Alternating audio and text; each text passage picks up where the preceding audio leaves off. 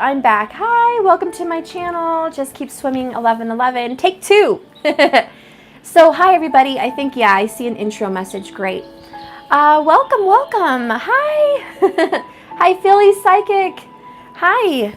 So I'm back this morning and I just wanted to have a little intro. I am hoping everyone's here. Yes, just waiting. I had 40 people just a second ago, but comments weren't coming through, and I know you guys were. Yeah, hi. Hi, guys. Hi, Hummingbird. Hi, everybody. Well, if you're new to my channel and you're a new subscriber, welcome. I hope you enjoy it here, and I hope you like the readings. Welcome, welcome. And if you guys are old soul family, been around for a while, welcome back. It's good to see you. I have missed you, that's for sure. Let me, Mittens, go in your room. My kitty cat's curious. Okay. Hi from India. Well, hello, hello, everybody. So today I was going to talk a little bit, just for a second, about tropical versus true Vedic sidereal, and why I follow both.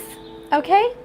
And then we're going to do a tarot reading, a love tarot reading, and a career tarot reading today. I'm going to do that. And yeah, new names in the chat. Yay! Hi, Teresa. Hello from Florida. My parents are just coming back from there today. Awesome. Good morning. Okay, so before we get started in all of those chit-chats and tarot cards, I want us to do a morning affirmation, and I want you guys to really feel it. Okay? This is what we should all be doing every day in the morning to get our day going. And yeah, a lot of you are not morning people. You're already in the afternoon and the evening probably. But for me, it's morning. So we're just going to say a few affirmations, hopefully together. But if not, I'm fine on my own, whatever works for you. But I've got some beautiful music going on. Find some peace. Last night, I was looking at the moon and felt a very beautiful, vibrant energy coming from the moon. I just feel this love being shown down on us now from Mother, from Divine Mother. And it's about peace and healing and mental security, like just being able to be secure in mind, body, and soul, but especially your mind. I feel like the moon is blessing your mind, giving you peace of mind and healing. So that's what I feel. And I felt that last night. It felt really good. So today I feel refreshed. Today I feel good. So let's just say a few affirmations. It's something I like to do and I'll share with you. We'll start with, I am loved. I am abundant. I am divinely guided and divinely unique. My path is always unfolding in perfect divine timing, and I am aligned with my destiny and my purpose and the loves in my life. And then a big deep breath in. Feels good. Accept those words. Receive them. I am abundant. I am so protected.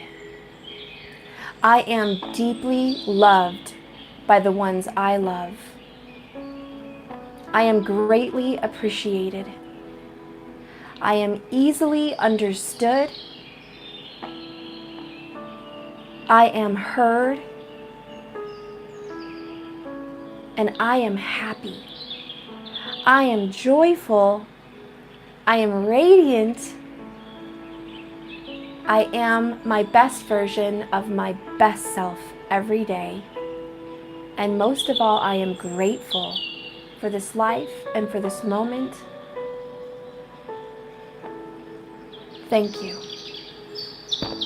And then breathe it in. Whew. Right? I am powerful. Yes. I am powerful. Yes. See, doesn't that feel good?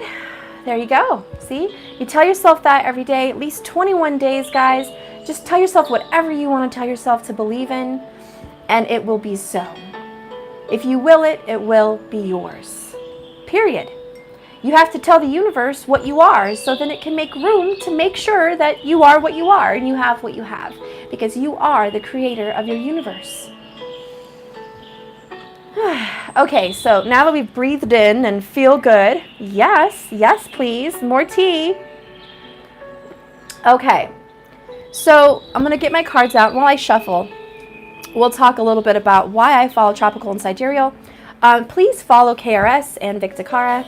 They're going to give you some great descriptions of how Vedic astrology works, because I obviously am not an astrology channel, but I follow them.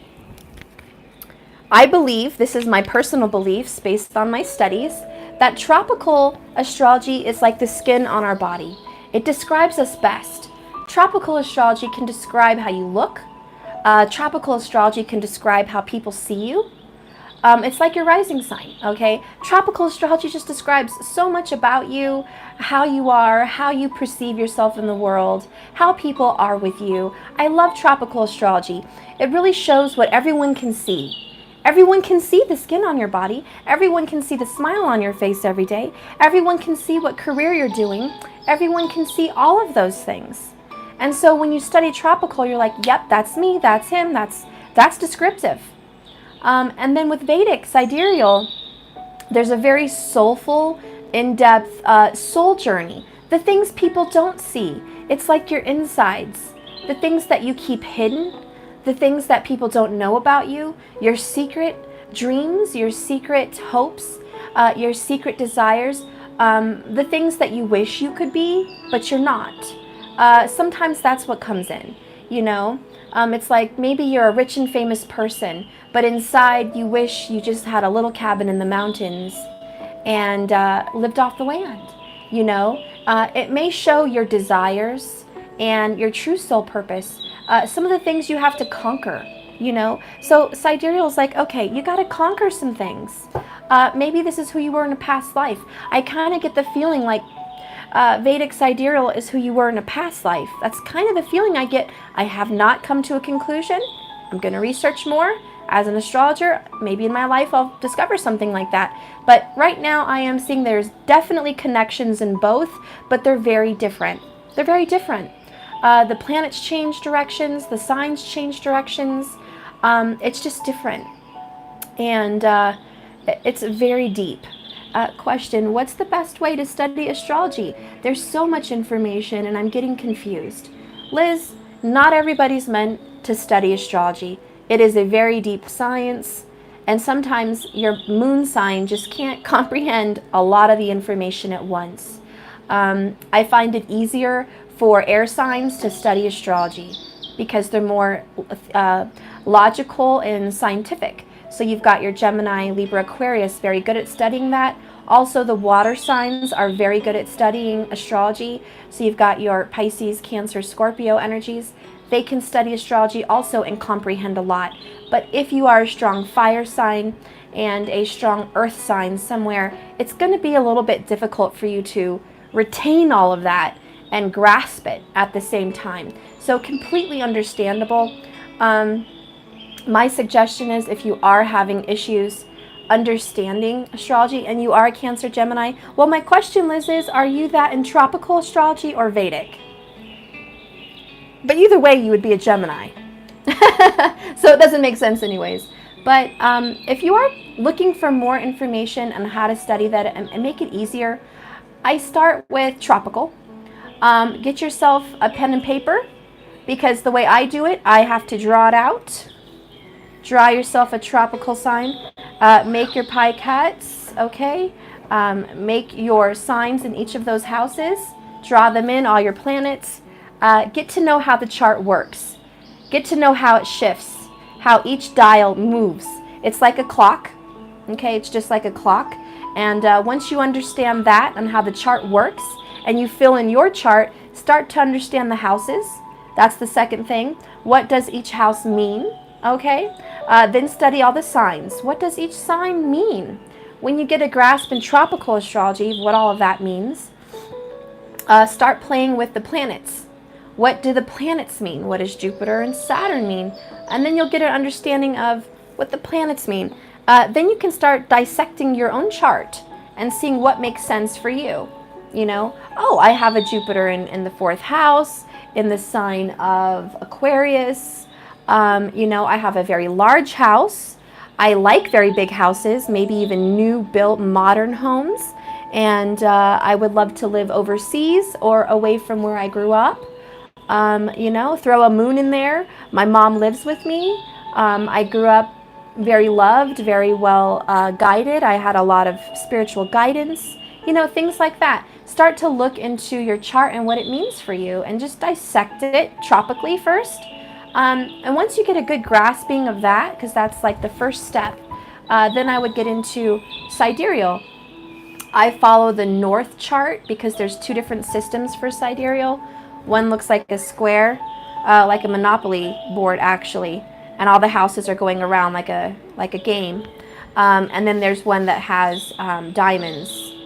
Okay, so you've got your diamond shapes in Vedic sidereal. So you've got 4 diamonds in the middle and several on the outside, and the one in the middle represents your rising. So for me, once you've learned everything, it's so easy to read a Vedic sidereal chart because it's boom in your face and it's so dissected so perfectly, so easy to understand with the diamonds.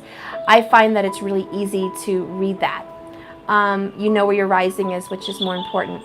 And then you're going to start wanting to study what does a rising sign mean, what does a moon sign mean, and what does a sun sign mean. And that might actually be one of the first things you should study, actually.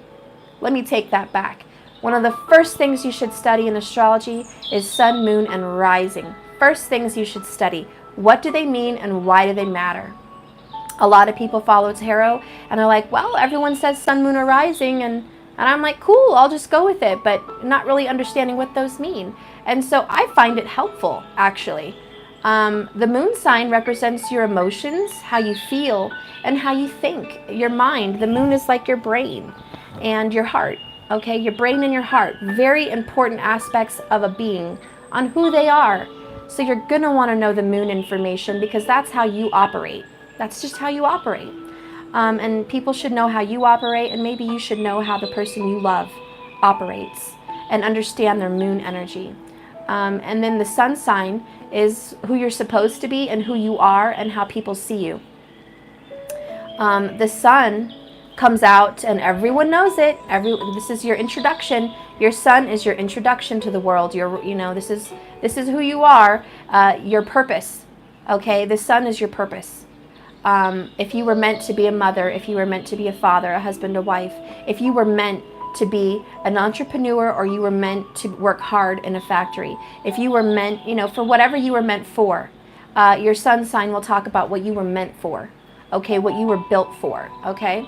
That's your sun sign. And then your rising sign is just as important, if not, I would say, and a lot of astrologers would say, more important. The rising is, in my opinion, probably the most important sign, even more than the moon and sun, because it talks about who you want to be, your goals, your determination, your drive. What do you want? What do you want? Do you want to be a millionaire? Do you want to be a guru or teacher? Do you want to be a monk? Do you want to be a mother? Do you want to be an entrepreneur? Rising sign will show you that.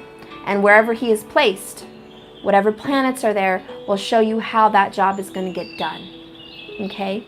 So it's very important. Once you've mastered those things, please study the North Node and the South Node, the Rahu and the Ketu energies. They're always on an axis.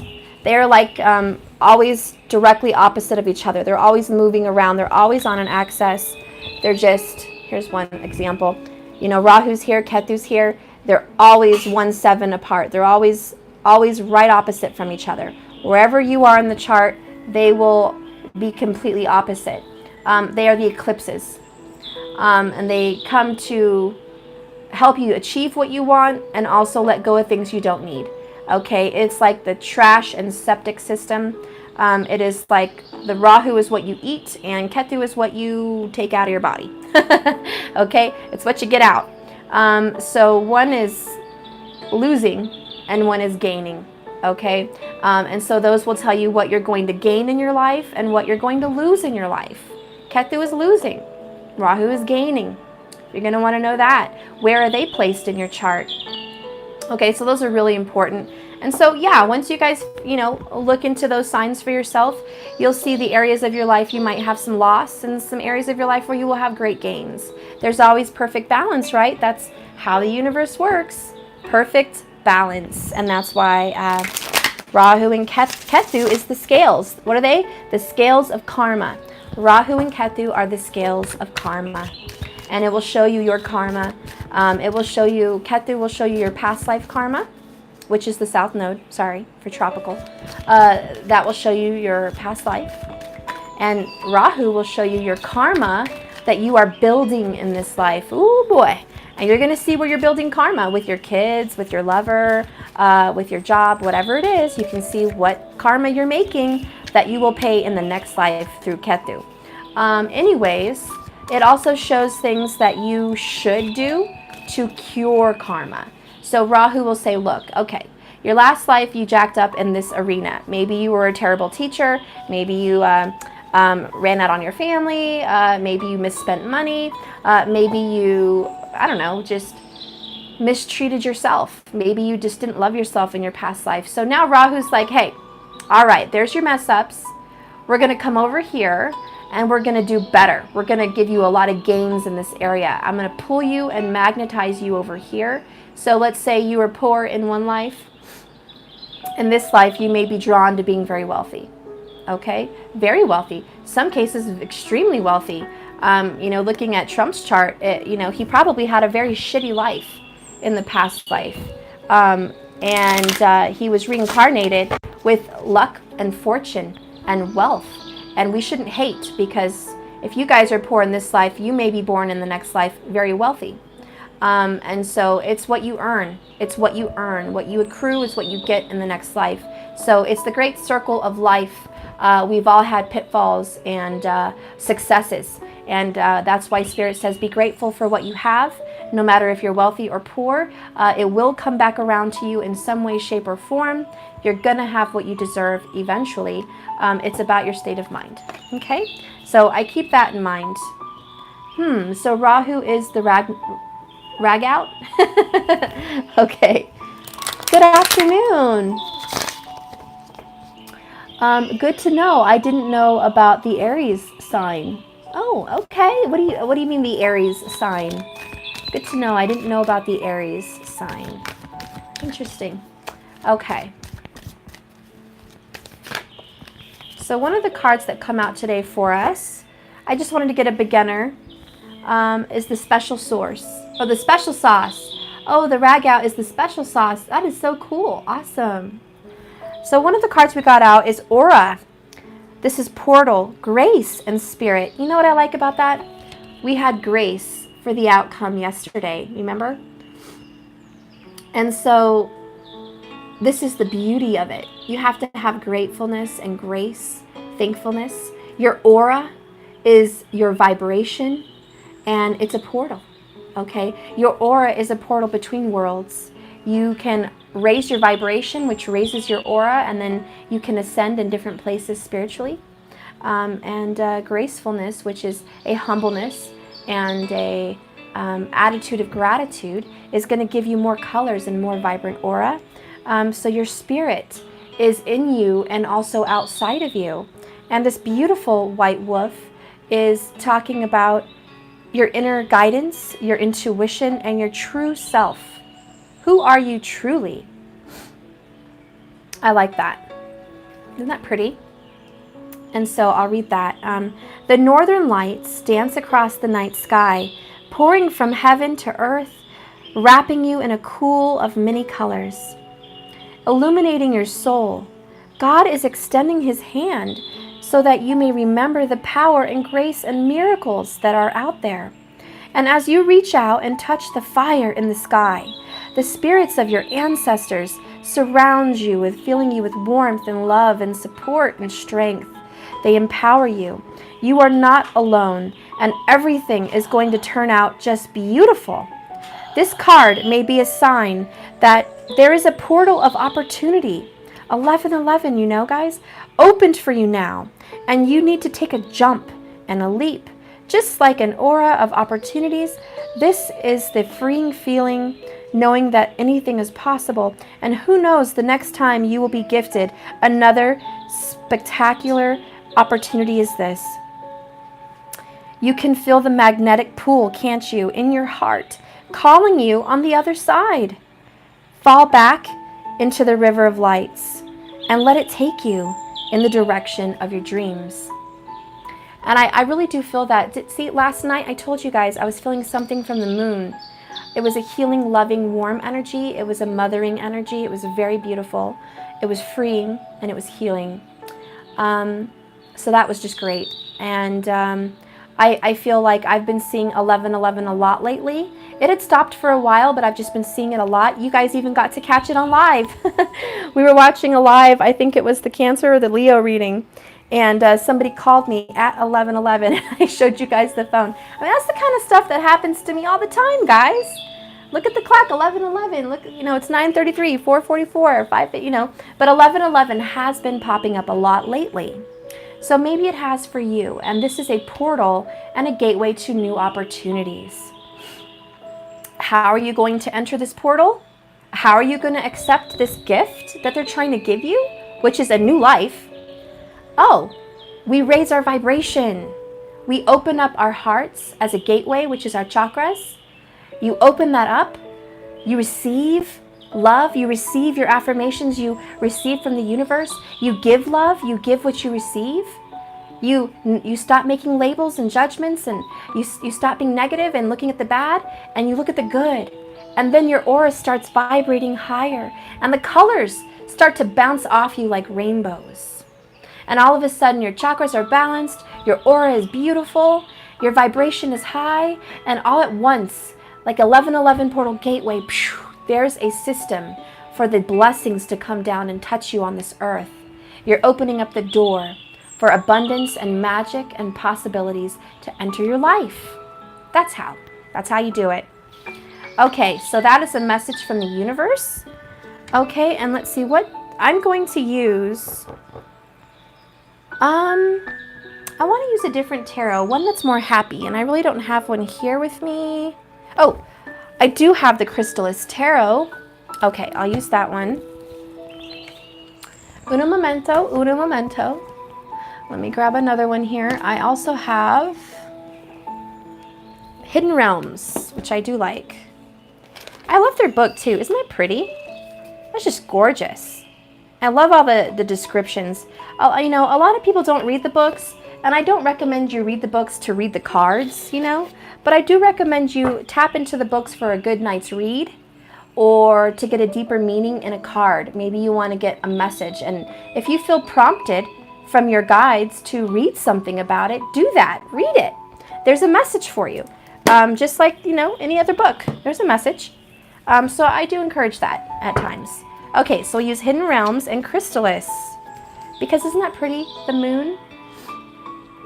Very beautiful. It's different. It's harder to read because it talks about stones and spirals, you know. But once you read it, once you know how to read it, you're good. Even though sometimes, watch, I might mess up. It's happened once or twice. Just happens. But look who's there at the bottom. Leo. It is your season. Just saying. For at least another week per Vedic. Okay. Let's see what's going on with you. So I'm going to do a love reading first. I'm going to do a what's going on with you and what's going on with your love. Okay? In regards to each other. And I guess I'll just do a yin-yang reading. Okay? What's going on with you? With you, you guys are the Divine Empress. Isn't that pretty? Okay, so what's going on with you is you're being loving, giving, nurturing. Your vibration is beautiful. You are being an amazing entrepreneur in whatever you're doing. You're looking into your own businesses. You're learning to be a leader. You're more successful. You're abundant. You might even be wanting to start getting in the kitchen and cooking again. You're finding joy in the home, joy in the family, and joy in life. You're also learning to love yourself divinely, okay? And who else is thinking apple pie? Because I'm sorry, But when you're holding all those delicious apples, I'm definitely thinking homemade apple pie. But, you know, when I think of homemade apple pie too, I think of comforts of home. And the holidays coming up, you know, Thanksgiving, you know, Halloween, it's just the fall time. It's about being comfort, you know, being in comfort is what I mean. So I think your energy right now is about comfort.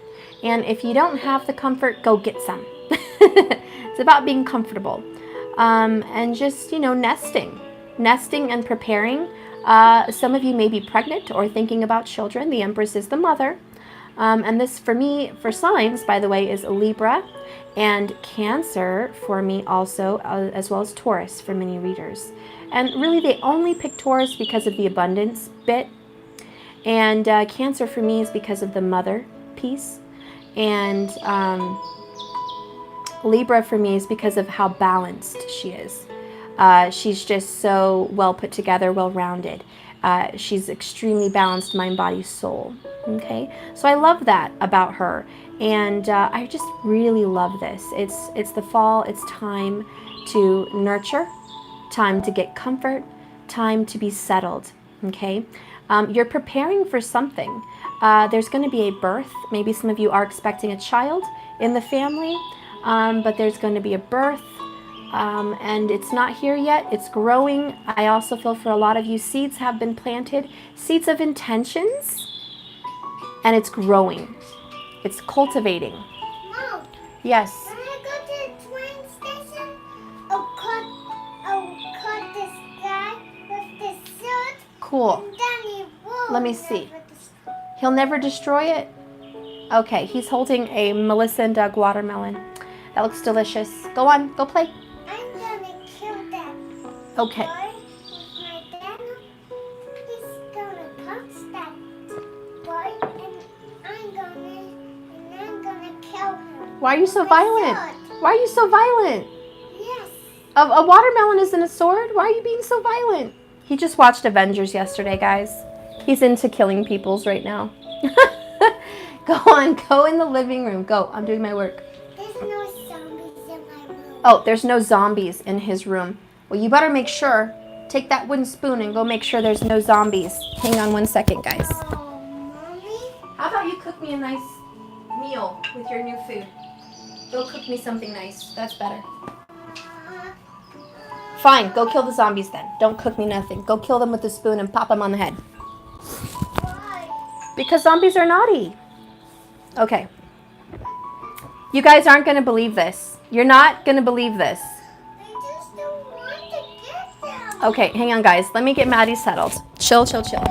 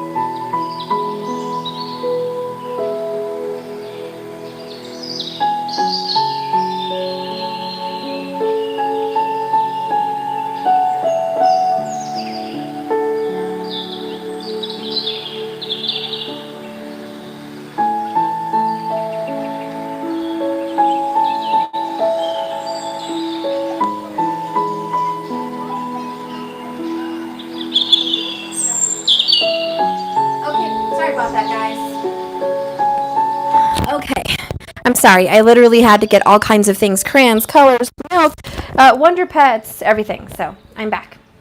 Anyways, what I was trying to tell you was you're not going to believe what's at the bottom of this deck.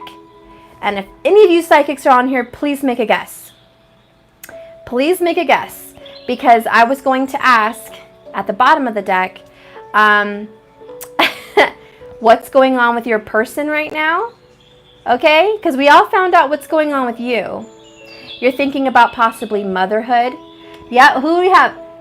Sabrai Sharma? 100. Isn't that weird? You have the Emperor at the bottom of the deck. Okay, isn't that amazing? So what's going on with your person? Look at that, the yin yang. Okay, we talked about yin yang from the beginning of the reading. I was going to do a yin yang reading, and literally, what do I get? A yin yang reading. Yes. So what's going on? You guys can't even see that. What the heck? Okay. So what's going on with your person here now is they are definitely mirroring you. And what do I mean by mirroring you? They're on the same wavelength as you. When you're thinking about comforts of home, and you're thinking about motherhood or nurturing or giving and providing, and you're trying to bring something into fruition, your counterpart, your 1/7, your opposite, is thinking about being a father, being more responsible, taking responsibility, owning up to mistakes, being mature. Even if they're a female, maybe motherhood is going on in their energy, okay? But it's about being mature, taking responsibility, working hard, providing, and creating a stability. So right now, you're in the midst of creating a stability. Right now, your 1/7, your partner, is in the midst of stabilizing. They're going through a shift where they want to have concrete evidence of what you're building. In other words, if you're planning for a future, you're planning to buy a house, you're planning for a family, you're planning for prosperity, you're planning for abundance, they are actually out there physically getting it. They're out there working hard. They're literally, 9 to 5, working hard. They are literally paying those bills, taking care of business, on the move, physically doing what they have to do to provide. They're not making plans. They're just taking a lot of action. And that's really the kind of energy they're in right now, is a very action-based. Okay? And what lies between you guys in this yin-yang energy? What lies between you? Whoops, I wasn't going to use that one. Okay, what lies between the both of you? What energies are being solidified between the both of you? Bless you. Salud. Okay, what energies are between the both of you? Hello, the Acrobat, the Page of Stones. This is a Page of Pentacles.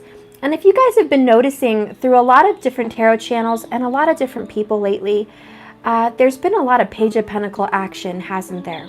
Even doubles and triples of Page of Pentacle action. So it's important to really focus on what this means, because it is a very big, loud message, even though it's a very small, a small card as seen in the court cards. It's not a huge energy. It's not very loud. It's very quiet. But here's what's interesting. Actions are being taken. And I like that. Physical, realistic approaches are being changed into your reality. See, 111 on your clock. New beginnings are starting to show. There's things that are physically happening to change your body and your mind and your, your environment, okay? I like that. And the Acrobat is having fun. She's flexible. She's very flexible. And she's, hanging on to a stick. So I will say there's a little Page of Wands energy in here too. Even though this is not wands, but there's a little bit of that. There's some sexual tension between you guys. I see a little monkey in the background. Maybe somebody has a Chinese zodiac of the monkey, okay, going on. But more than that, the monkey is what? Curious, smart, interesting, fun, playful, family-oriented. And I feel like very... what's the right word? I guess driven. Driven to learn, always wanting to learn, and just very driven to do that. And I see that they're practicing their acrobatic skills. So I don't think she's extremely good at it yet. And obviously the monkey's like, we're practicing, we're learning, we're having fun. So what I see with you guys is you are learning to have fun. You guys are learning about being flexible, being a little more balanced. And just to throw something out there for a lot of you guys, there could be a child involved. And it is very obvious. And when you're reading tarot, you should take note. Mother, father, child. So in a family aspect here, there is that. There is this family approach here on what's going on with you, what's going on with your person, and what lies between you guys. Some of you guys may be separated, but you have a child in common. That's just something, a basic tarot reader can say, I see a family here. And that's just, for a general, one message, okay? There are other messages, like I said. If I was doing a personal reading, I would say I see your family, if you were across the table from me. But since I'm reading for so many different people, I have to be able to say more than one message with this cards. And so a lot of it's flexibility and small steps being taken towards your guys' creation. On a good note, I really feel like you and this person, because you are Emperor, Empress, are twin flames or divine soulmates. This is what I specialize in. So don't say, oh, Stephanie, you always talk about twin flames and special, divine soulmates. Well, that's what I'm called to do. That's what I specialize in. And if I see it, I'm going to call it. Okay? And I see it and I'm going to call it.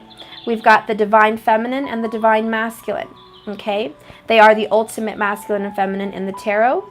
And they do represent the realistic approach, whereas the high priestess and the magician represent a higher dimensional twin flame energy, which would be, your higher self, okay? These are going to be the more earthy, more realistic approaches to who you are physically now. Okay, so that's who you guys are being represented as. What are you guys feeling? What are you feeling in regards to your partner? What are you feeling in regards to your partner? Oh my gosh. Oh my gosh. Tower. Blasted beach. Scorpio energy. You're feeling transformation. You're also feeling an ending, guys. You are feeling like this is a cutoff, like there's a separation here. There's an ending of the way things were. It's over. Something's over here. Whatever was has been taken out. And it feels very, there you go. That's a perfect word. Sudden, okay? I see sudden revelations, but it's very sudden. It's a sudden shock. It's a sudden awakening. It's a sudden change. It's a sudden shift. Some of you, it's a sudden destruction, okay? You didn't expect it. It just came rushing in. I do feel for a lot of you, your feelings have changed because Scorpio is a water sign. It is about feelings. And this tower for me is representative of how you're feeling, because I said, what are you feeling in regards to your partner? So what you're feeling in regards to this person is hurt, but also shocked. Maybe shocked at how actions have taken between you guys, shocked at how they're acting with you, maybe shocked at how you're acting with them. You're just surprised. You're like, I didn't know I would feel this way. I'm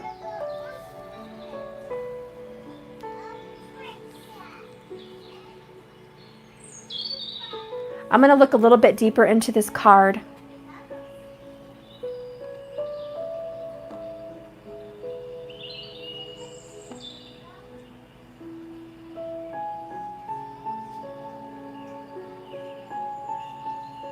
For some of you, you just cannot get your hands on this person. This female that's falling is actually made of smoke. And her legs are not even there. I don't know what's happening. She's like disappearing. Okay? And he's trying to grab her before he reaches the ground. And she's disappearing. And look at the fall leaves, because it represents the winds of change, the changing of seasons. She's almost the cold wind that comes in to change the situation. So somebody here is having a cold wind, a cold reality, the winds of change. And you're falling possibly. You feel like you've lost your grip on this relationship, maybe lost your grip on this person. Your hold that you had on them, the love that was shared, the connection that you had, you feel like it's been severed in some way, and you're trying to reach out and get your grip back onto the situation. You're trying to get a firm hold on something that is very misty, gray, see-through, not certain. And you're falling here, and you're like, I'm losing my grip. I'm losing a hold of this person. I'm losing my grip of reality in this feelings with this person. This almost feels like the white rabbit down the hole in Alice in Wonderland. Okay? So you're just like kind of falling here, and you're losing your feelings, and you're losing your sensibilities the more she falls down. And yeah, she's definitely a fire sign with her hair. Okay? So you could be dealing with a fire sign. But Scorpio is fire and water. So that makes sense. So I just feel like it's slowly, it's not even a fast tower. I mean, he's falling fast, but it's slowly been disappearing. And it's a shock at what's happening because the love was so divine, so deep. The passion was intense. Something's going to happen in fall. And I think a lot of you guys know this. Something's going to happen in the fall time. You sense it coming. There's a big shift and a big change. And you feel it in your bones. What's that song? I can feel it in my bones. Okay, I don't know. That's what I'm hearing. So someone can feel it in their bones. What is that song? It keeps playing in my head and I have no clue what it is. Something's all around me. I can feel it in my bones. Okay, you guys will have to tell me what that is. I have no clue who sings it, and I have no clue what song that is. It's not even from my generation, so I don't know. It's an old song. Love is all around me. I can feel it in my toes, like something like that. And then love is all around me. Is that the song? Oh, okay. Okay, good. Thank you. I don't know who sings it, but we should listen to that. Love is all around me. You can feel the love is coming back in, but you just feel like this has been slipping away from you. But something inside you is saying that, you know, like this person is appearing like the cold wind here. This person's coming. Like before you hit the ground, this person's going to show up. Like she's beginning to appear. She's not full body yet. She's not full body. Okay, someone's not full body in your life yet, but they're coming in. And you're falling and you're losing your grip, and then boom, it pops up. Wet Wet sings it? Okay. Thank you guys. So what's going on with your partner? How do they feel about you? How do they feel about you? How does your partner feel about you? Okay, what does somebody say here? Wet Wet, which is ironic since they are on a blasted beach. No way.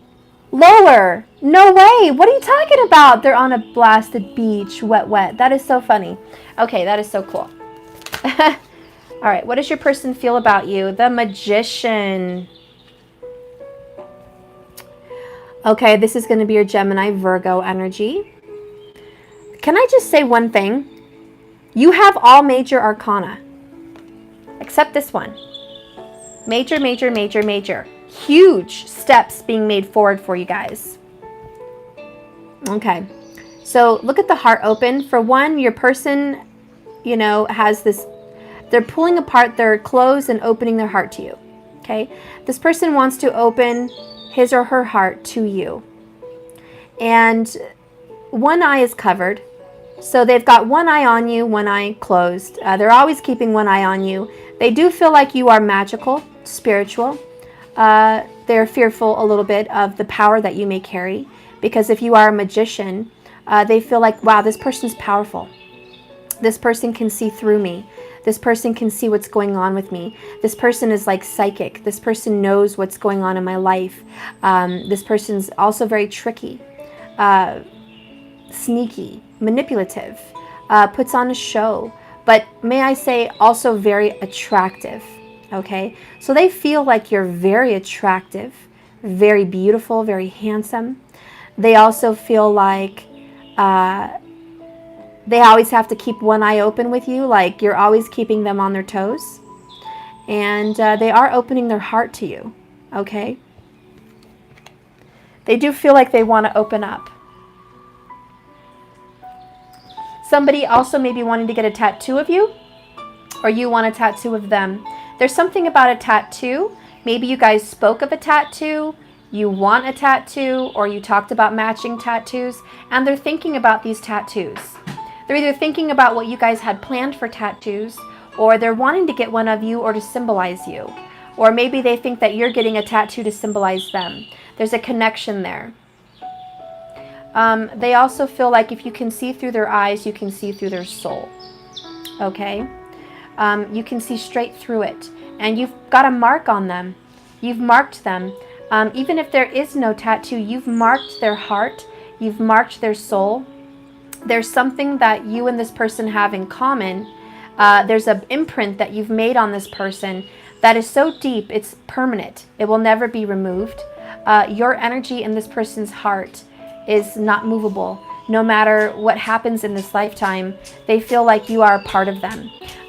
Hello, this person is also very, oh, please don't, very creative, or they see you as very creative. Maybe someone's a tattoo artist, but someone here is very creative. And I do feel like even Leo energy could be a part of that. What?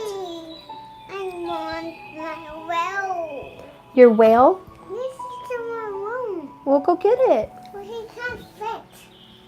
Oh, you want your big stuffed animal whale. Thank you so much for your super chat of 1111. You're so wonderful. Thank you. Why? Okay, I'll be right back, guys. Why? Why those whales? Okay, I'll get the whales, but then you need to let me do my work.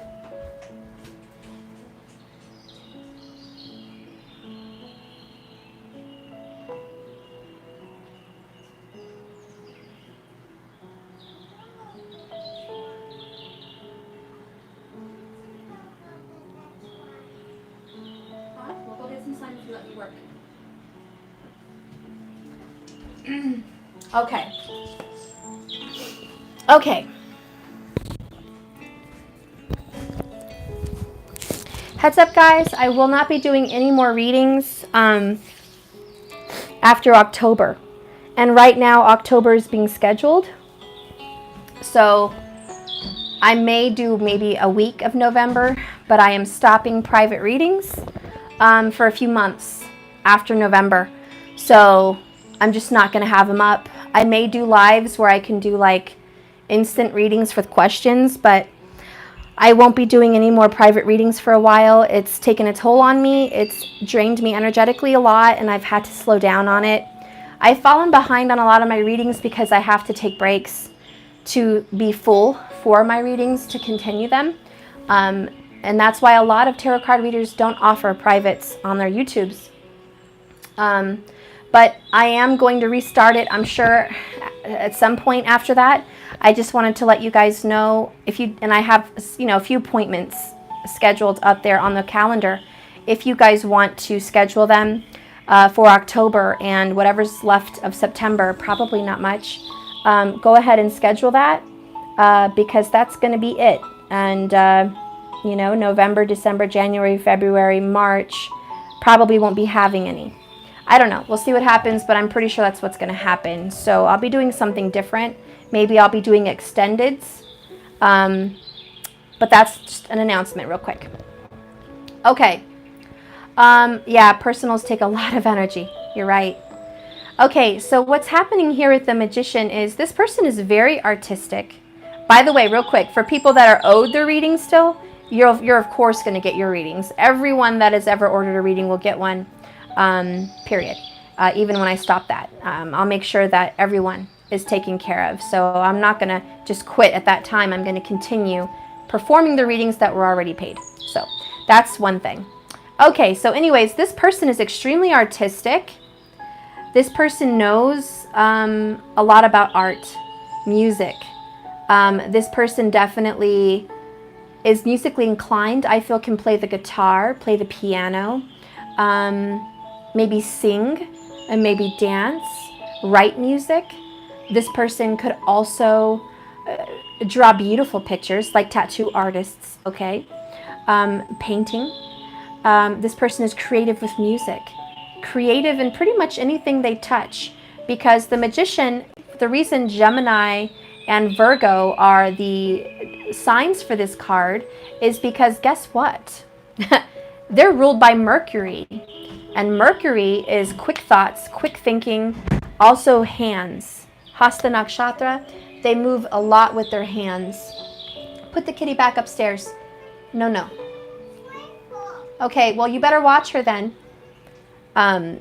They use their hands. And that's why you say art, music, writing. Hey, even writing books. This person could be, oh my gosh, I just got a message. This person can write stories, write beautiful novels, fantasy novels, creative novels, and poems, and music. Yeah, this person can definitely write. Maybe the both of you have this in common, and maybe they feel the both of you are like Gemini, Virgo energies. Okay, you don't have to be those signs, but they feel like you guys are both like that. You guys can, they feel very connected to you, and they also feel like they want to create something with you. They want a new beginning. The number 1 major arcana is a brand new start, a new fresh beginning, somebody that wants to take all the aces, take one that feels the most energetic to them, and poof, create a new situation. So as you feel that they're coming in, something's happening, you're right, because the way they feel about you is you're creating this. And on a more plain note, they actually kind of blame you. They kind of blame you for the separation, and they kind of blame you for the issues you guys have had, because they're thinking, you did this. You created this. This is your fault. You got mad at me, or you pushed me away, or you did something to do this to us. And so there's a blaming there. And then you're over here saying in your feelings, no, you shocked me. You blew me out of the sky. You blasted me away. You tore me apart. You destroyed me. You feel like they have torn you down. And you're like, look, I didn't do anything. You shocked me. I didn't expect. What happened? You blew me away. Whatever happened, third-party relationship, lying, cheating, deceiving, whatever, addictions, just ghosting, whatever it was, they shocked you guys. And so you're both looking at each other kind of, I don't really see you blaming, I just see you shocked and hurt. And them, I kind of see them a little bit blaming, a little bit, well, you created this drama, and that's kind of what I see. I'm sorry, but that's just more of a logical kind of reason for me of what I'm seeing in the tarot cards. What's between you guys? Spirit, what do you want to say about what's between these two characters with how they feel about each other? What really exists? What really exists in the feelings between them? Okay. Let me see what this is. Six of Scrolls, I feel, is the Six of Swords. Could be wrong, but I'm pretty sure. Yes, it is. It is. I had to think. I had to think for a minute. I'm like, scrolls. Oh, writing, information, thinking. Oh, swords. Okay, got it. So Six of Scrolls is the Six of Swords. The real feelings between you guys, and look at the elephant, Ganesha. It's the destroyer of obstacles. The real feelings between you guys is you're going to come together. You're going to make up. This is a I love you and you love me. Can we just agree to disagree and move forward? Can we move on to calmer waters? Can we come to an agreement? There is love here. This is a lot of Libra energy. Okay? Very much. This is also Cancer energy. It's about forgiveness and nurturing. There's a lot of peace here and harmony. The 6 goes to the major arcana of the mother of this card, which would be the Lover's card, which is why they're coming together as lovers. They're making peace. So the true feelings between the both of you, and it really makes me want to cry, and it's taking everything in me not to, is you guys love each other and you want to make up. You want harmony and you want peace, okay? That's the truth. So the true nature and the true feelings between the both of you, even amongst your shock and awe and hurt and destroyed energy, and they're blaming you created this drama energy, in the heart of the both of you, in the very center of this reading, lies true love, lies soulmate energy, lies peace and harmony and forgiveness. And I think that's badass. Okay? So I can put this up a little bit for you. Oh, that's not working. Okay.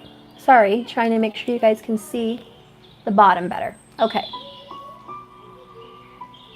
Let's move this down just a tad so you guys can see. Okay, yeah, this is my yin-yang reading, so it's kind of different how I do yin-yangs. Okay. A little higher.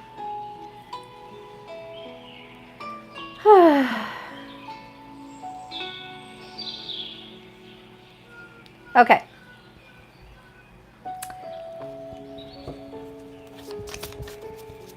Let's see what's going on in the actions to be taken between the both of you. Spirit, can you please give me a beautiful message, some truth here?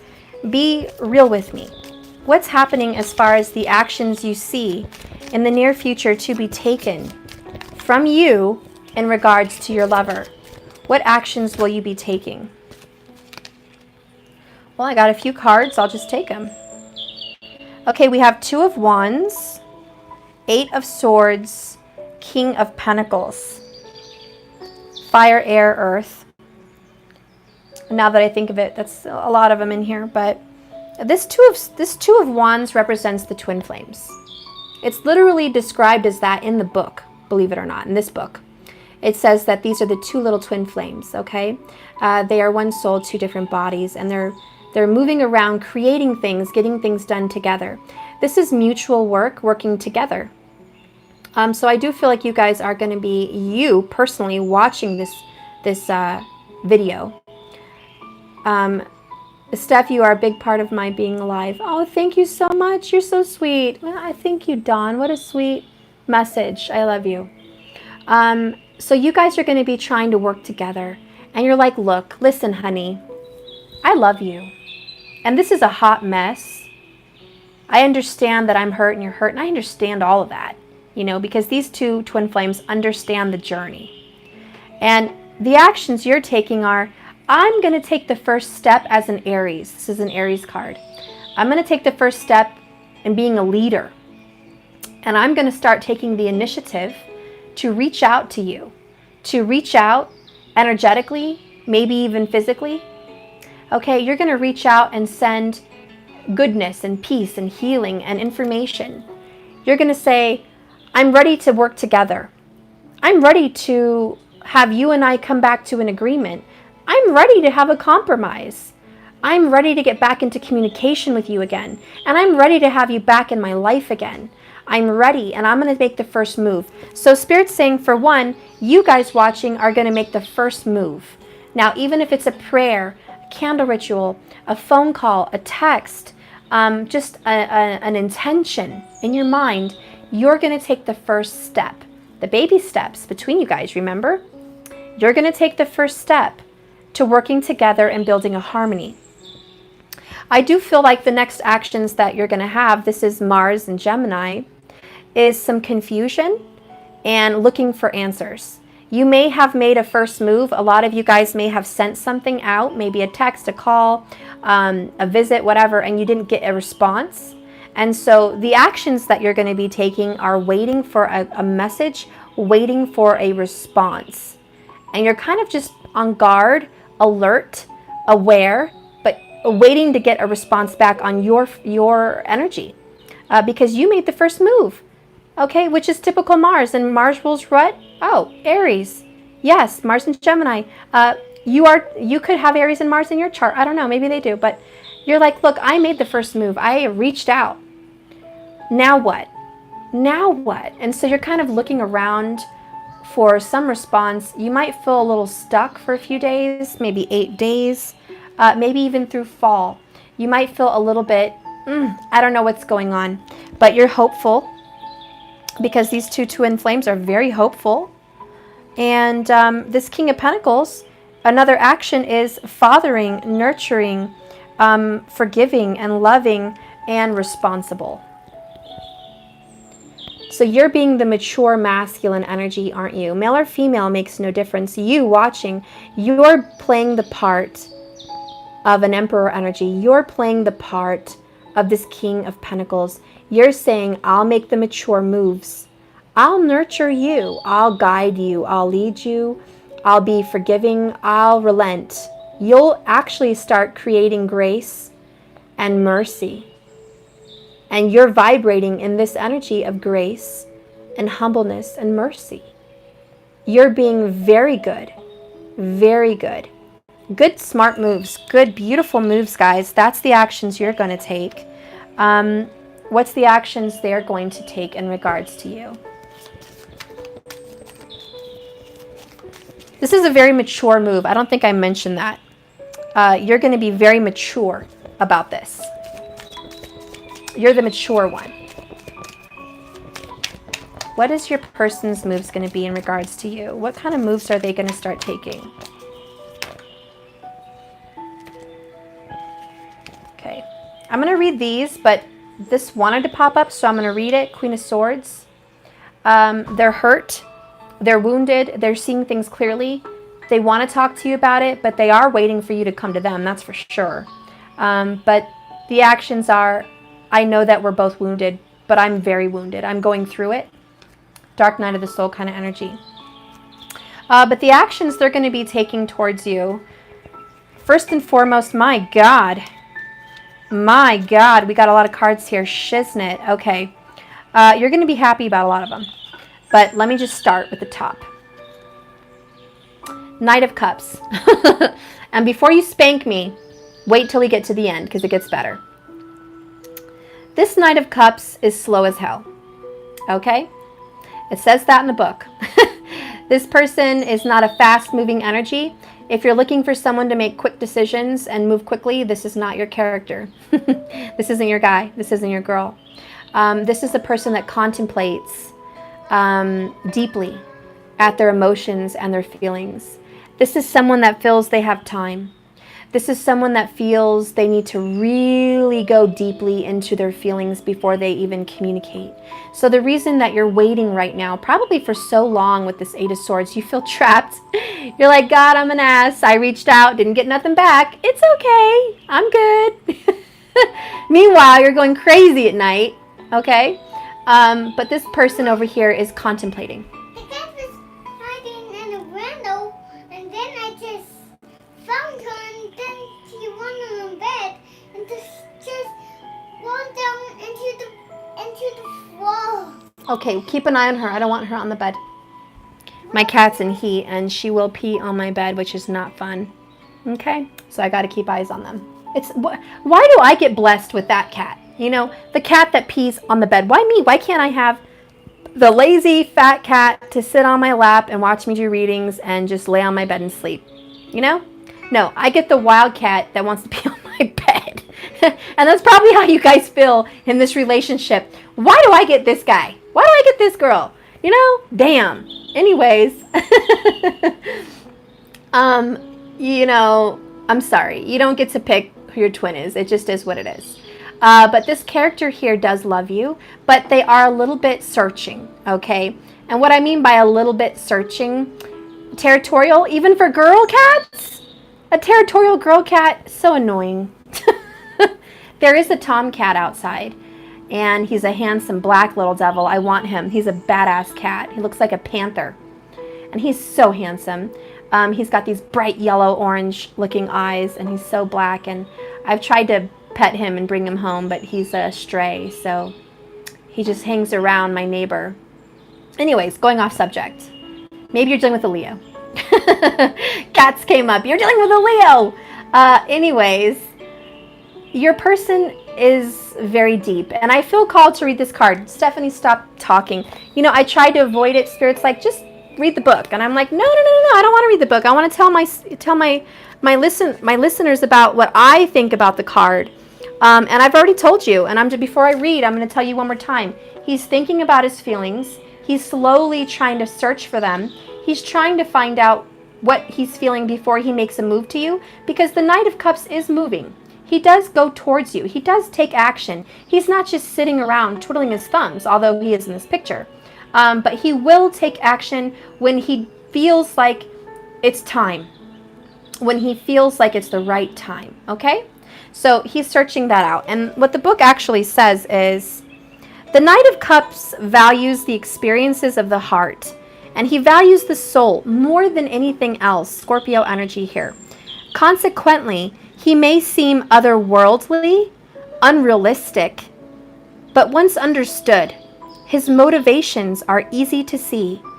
He needs to feel something in his heart or be moved by it in his soul for it to be true or worthy of his attention.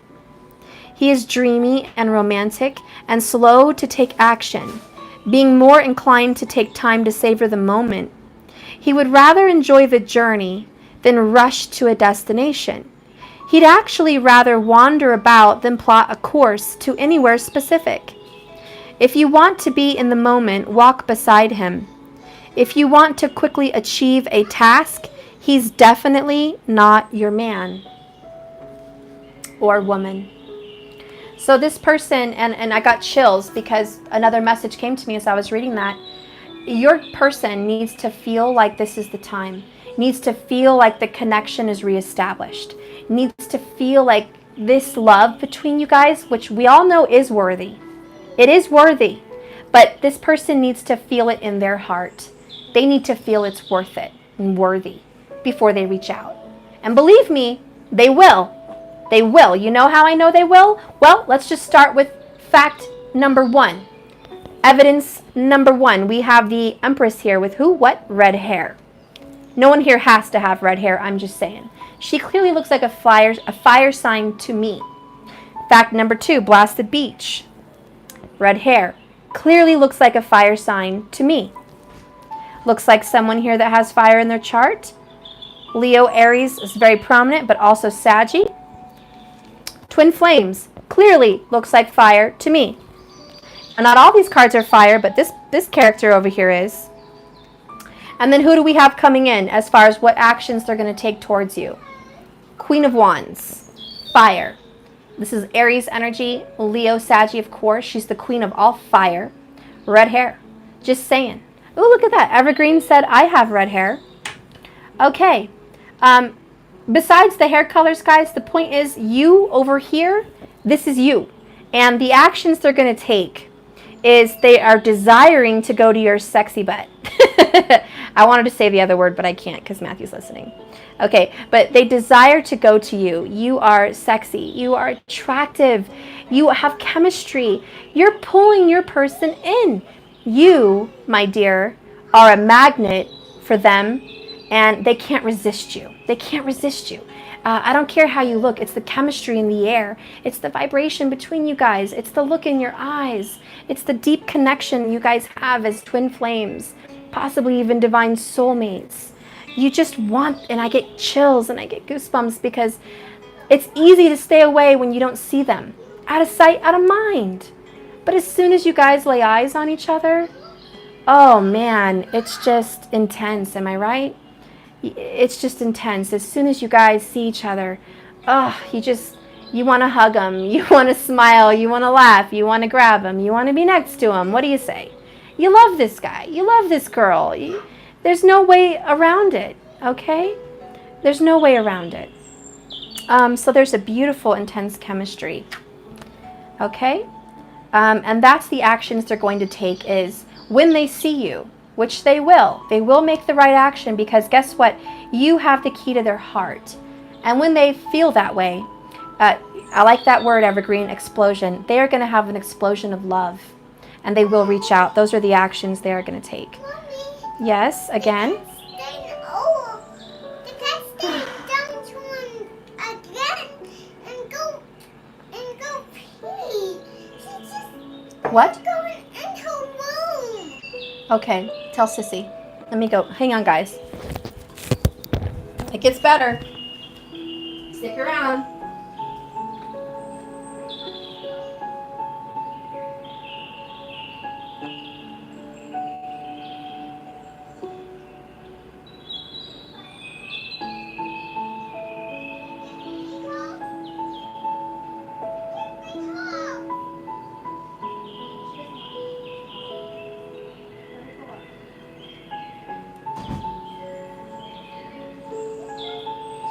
Then go up in her room and play with her so she can be safe on her tree. Okay. So, anyways, it gets better. The actions your person is going to take towards you. Are you ready? 4 of Wands. This is clearly a celebration, a wedding, a happy time. They are, in my opinion, literally celebrating a wedding. And the 2 characters in the front are married and they're just singing, enjoying their party, their wedding party. But this also talks about coming together as a group, a collaboration, okay? A collaboration for a celebration of love and desire. There's a lot of energy here, a lot of action. And someone said, you know, twin flame energy. Well, I said that earlier too. But this is just happy times, okay? This is beauty. This is gorgeous.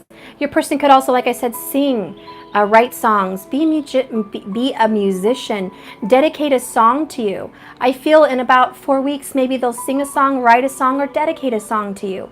Or there's going to be a divine message through a song for you about you guys, okay? But this is just a really happy energy. It's, you know, how do you guys feel when you go to a wedding? Number 1, you feel beautiful because you spend time getting ready. You're on your A game, right? You smell good, you look good, you're on point, you're GQ, okay? So this person wants to be GQ'd up, wants to look great coming towards you when they see you. They are going to be smelling good, looking good. I mean, wow, they're going to be dressed to the 9. Then they're going to be in a very happy mood. They're going to be in an upbeat, happy mood. I think that the actions they're taking towards you is singing songs, maybe even listening to music about you. And that's some of the actions they're taking. They're listening to music again that reminds them about you, okay? And they want to take the action to collaborate, come together with you, and do what? Oh, make amends. Because that's what's between you guys, making amends. So they are going to take the action to forgiveness and coming together, okay? It gets better. The other action they're going to be taking is the lover. Oops, I need to put my phone in the charger. Hang on 1 second. That's a video game, it's not a movie. Look at this. That's your brother's video game. Yeah, it's not a movie, it's a video game. That is just scary monster. It is a scary monster. And he has that mask. Yes, he does. So where did he got that mask? He got that mask from a scary movie. This is my son's terrible movie here, or video game for Halloween. Friday the 13th, the game. Terrifying. This is not a game for you. That's a game for your teenage brother. I can see it. Okay. Okay, I'm going to get back to this reading now, okay? I love you. Bye-bye. No! Do you want a starburst? Do you want a starburst? Yes. Hang on, guys. I got starburst. I'm going to make him happy. We got starburst. Ah, they're all pink. Yay. I got starburst. You can't go wrong with pink. You know, this kid, he wants red, not pink. Again, this kid is total Scorpio, wants what he wants. Here, take a few. It's my early edition of Halloween candy. Take it. Go ahead. Enjoy it. Put them in your little stash. Here. And the little birdie wants some too. He does. He wants to sit right here. He wants you to feed him some Starburst. He's my pet. He's my little toy pet. You know. You gonna feed the birdie? That's his favorite. Okay. Bird. Yes. Bless you. Okay. I think he's coming down with something. Sneezing. Okay. Anyways, it gets better because the energy they're going to take towards you, and it's my favorite card. And I have to say it's Gemini again. Boop. You got the Lovers card, guys. Ah! I mean, how come they got better cards than you? What the hell? I'm just kidding. But again, you've got this divine soulmate, twin flame energy, okay? And this is beautiful. This is great. And I did a reading for Gemini not that long ago, about a couple weeks ago, so you should check that out in my video section. But you guys are going to be, again, union, reconciliation, coming together. Again, the actions they're taking, guess what? Guess what? They choose. Who do they choose? You. How do I know they choose you? How do I know they choose you? What are these actions they're taking towards you? Queen of Wands, Four of Wands, the Lovers, they want to recommit, make up, apologize to you. And what are the actions? They're walking away from an old situation, Eight of Cups. They're walking away from what doesn't serve them. They're making a choice for a recommitment to their twin flame, to their soulmate. And if you feel you are the twin flame, you are the soulmate, you're that person, you're not someone else, then they're walking towards you and away from the drama, because I see that they have walked away from third-party energies. They've walked away from hurt, okay?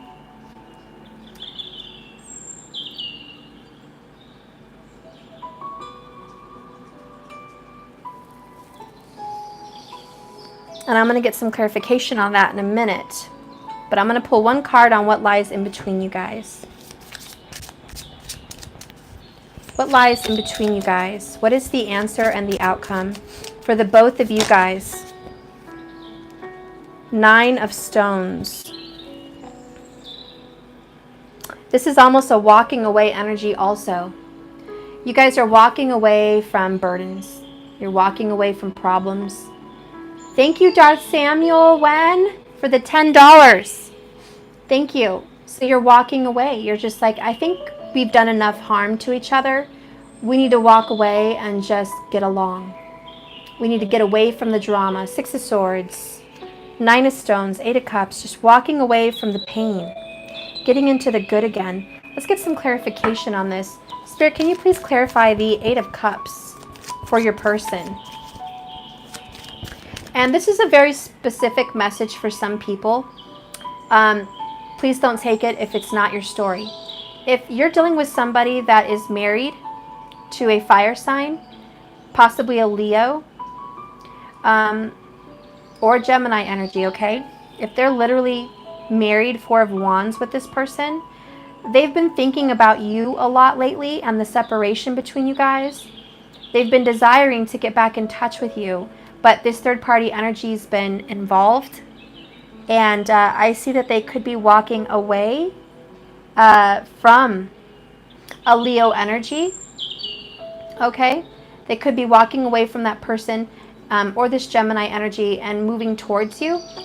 For some of you, that's a very specific message. If you are a Leo watching this reading, but you're not in relationship or married to this person, then this is not you, okay? What I mean is, it's not this person that's getting left. It's not the Empress that's getting left, okay? The Empress is the Emperor's 1/7. That's his mate, okay? That's not who's getting left. So if you resonate with this side of the reading, you're not the one getting left, okay? I just want to make that clear, okay? I just want to make that really clear. But if there is someone here that they're already committed to that could be a fire sign or a Gemini energy, they are leaving that person, okay? And that's the actions they're going to take for you. Because what lies between you guys, believe it or not, is a lot of stability. And this is a single energy. Nine of Stones is like a Nine of Pentacles. So this is just a very stable, grounded relationship. And the tree is blowing more to the right. So I feel like what happens between you guys is this person's deciding to be single and leave a relationship, leave something behind, even if it's not a relationship or marriage. Maybe it's a religion, maybe it's a family of people that have been against your guys' union for a while, okay? This person may have been, hi Jolene, I love you. I missed you, Jolene. I will talk to you and call you after this. I'm going to phone call you, girl. But yeah, so this person is walking away from something or people or someone that kept you guys at a distance, because you're over here trapped, trying to reach out, being mature, strong, willing to help, willing to give. You're willing to give and provide assistance and help and stability. You are the rock. You are the king of pentacles, the king of stones. So what lies between you guys is a stability about being independent and being very single.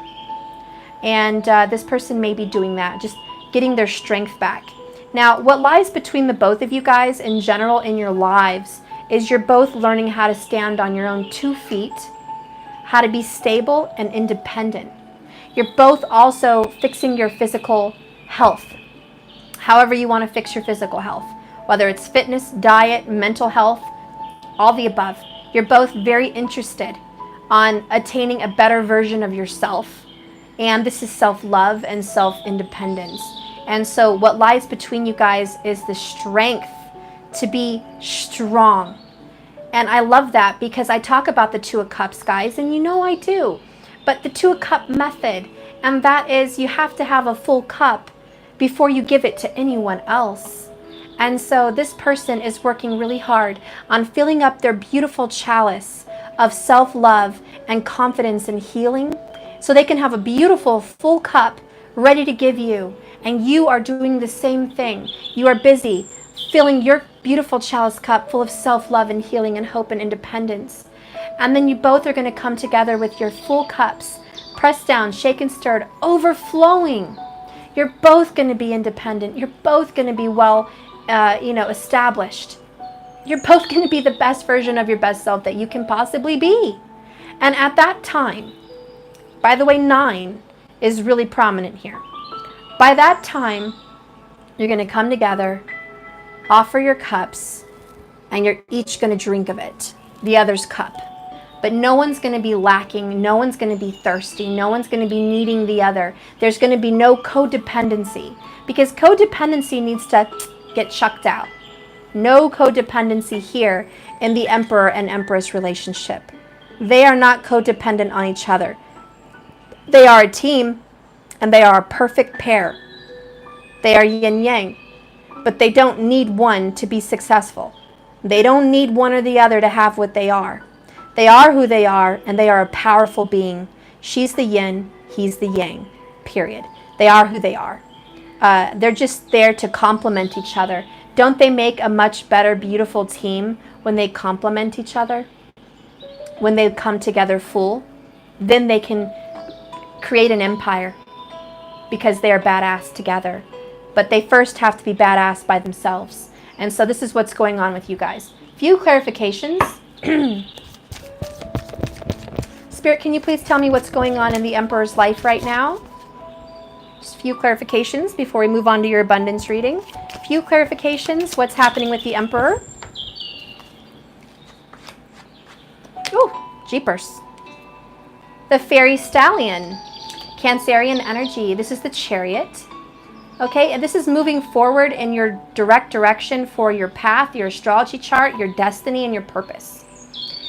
This is movement. Your person could be moving, also traveling. I think what's going on literally right now with your person is they're in their car, or they're traveling a lot by car. Okay, they're working very hard at becoming balanced. Your Emperor is very confident stallion, and I mean they have a very good self-confidence. However, the inside of themselves is a little bit more sensitive. This person has a very tough exterior and a very soft center. And this person is very macho. And if they're a female, they're very confident females.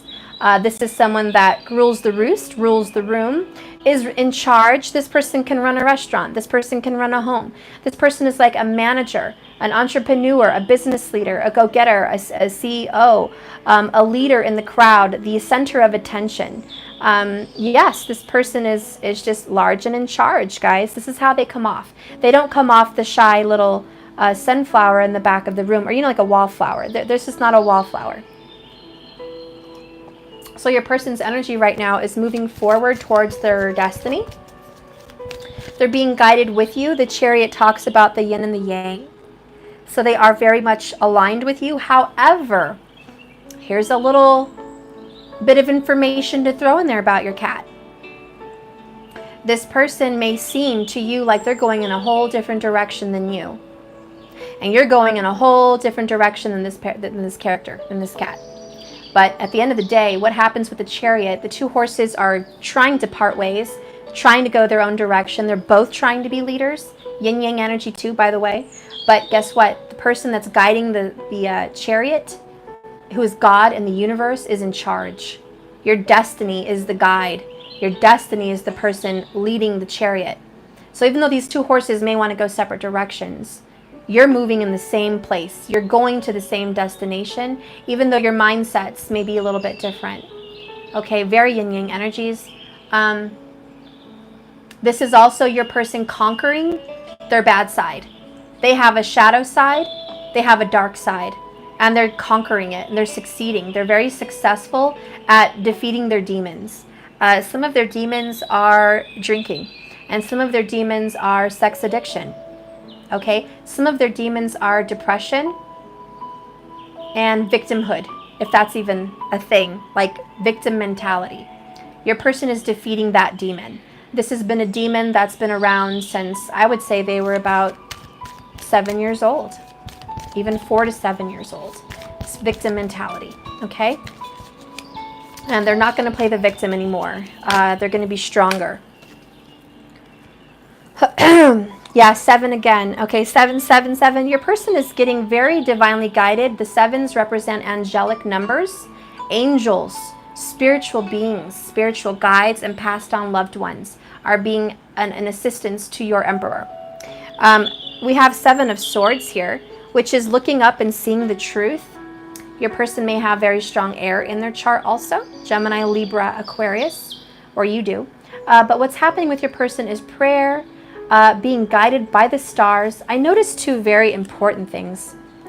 They're both looking up at the sky, up at the stars. Your person is being divinely guided, and I feel, 100%. It's an angel. It's an angel. Gabriel, the archangel, is also who I'm hearing. And Gabriel is the angel that blows the trumpet for the judgment card. And they're being divinely guided, that's for sure. And they're just looking up a lot at the stars. I really feel like you and this person, you and this emperor, have a very deep connection, don't you? You guys look up at the sky and you think of each other, don't you? Like something about the moon or the stars. Maybe there's a specific star system. Maybe you guys have had conversations about the stars, okay? But I tell you what, there's this, I look up at the sky and I think of you. Every night that I get out of work, every night that I get out of my car and it's dark, I look up. Maybe they're smoking outside. Maybe they're just sitting outside enjoying the weather, but they're looking up and they're thinking about you. And I do know that, okay? I do know that. What other things are happening in their life right now? 7 of Swords is lies, deceit, and deceptions. So they're lying a lot. They're lying a lot about you, and they're lying a lot to others. And, they're trying to get away with something. And then you have King of Swords.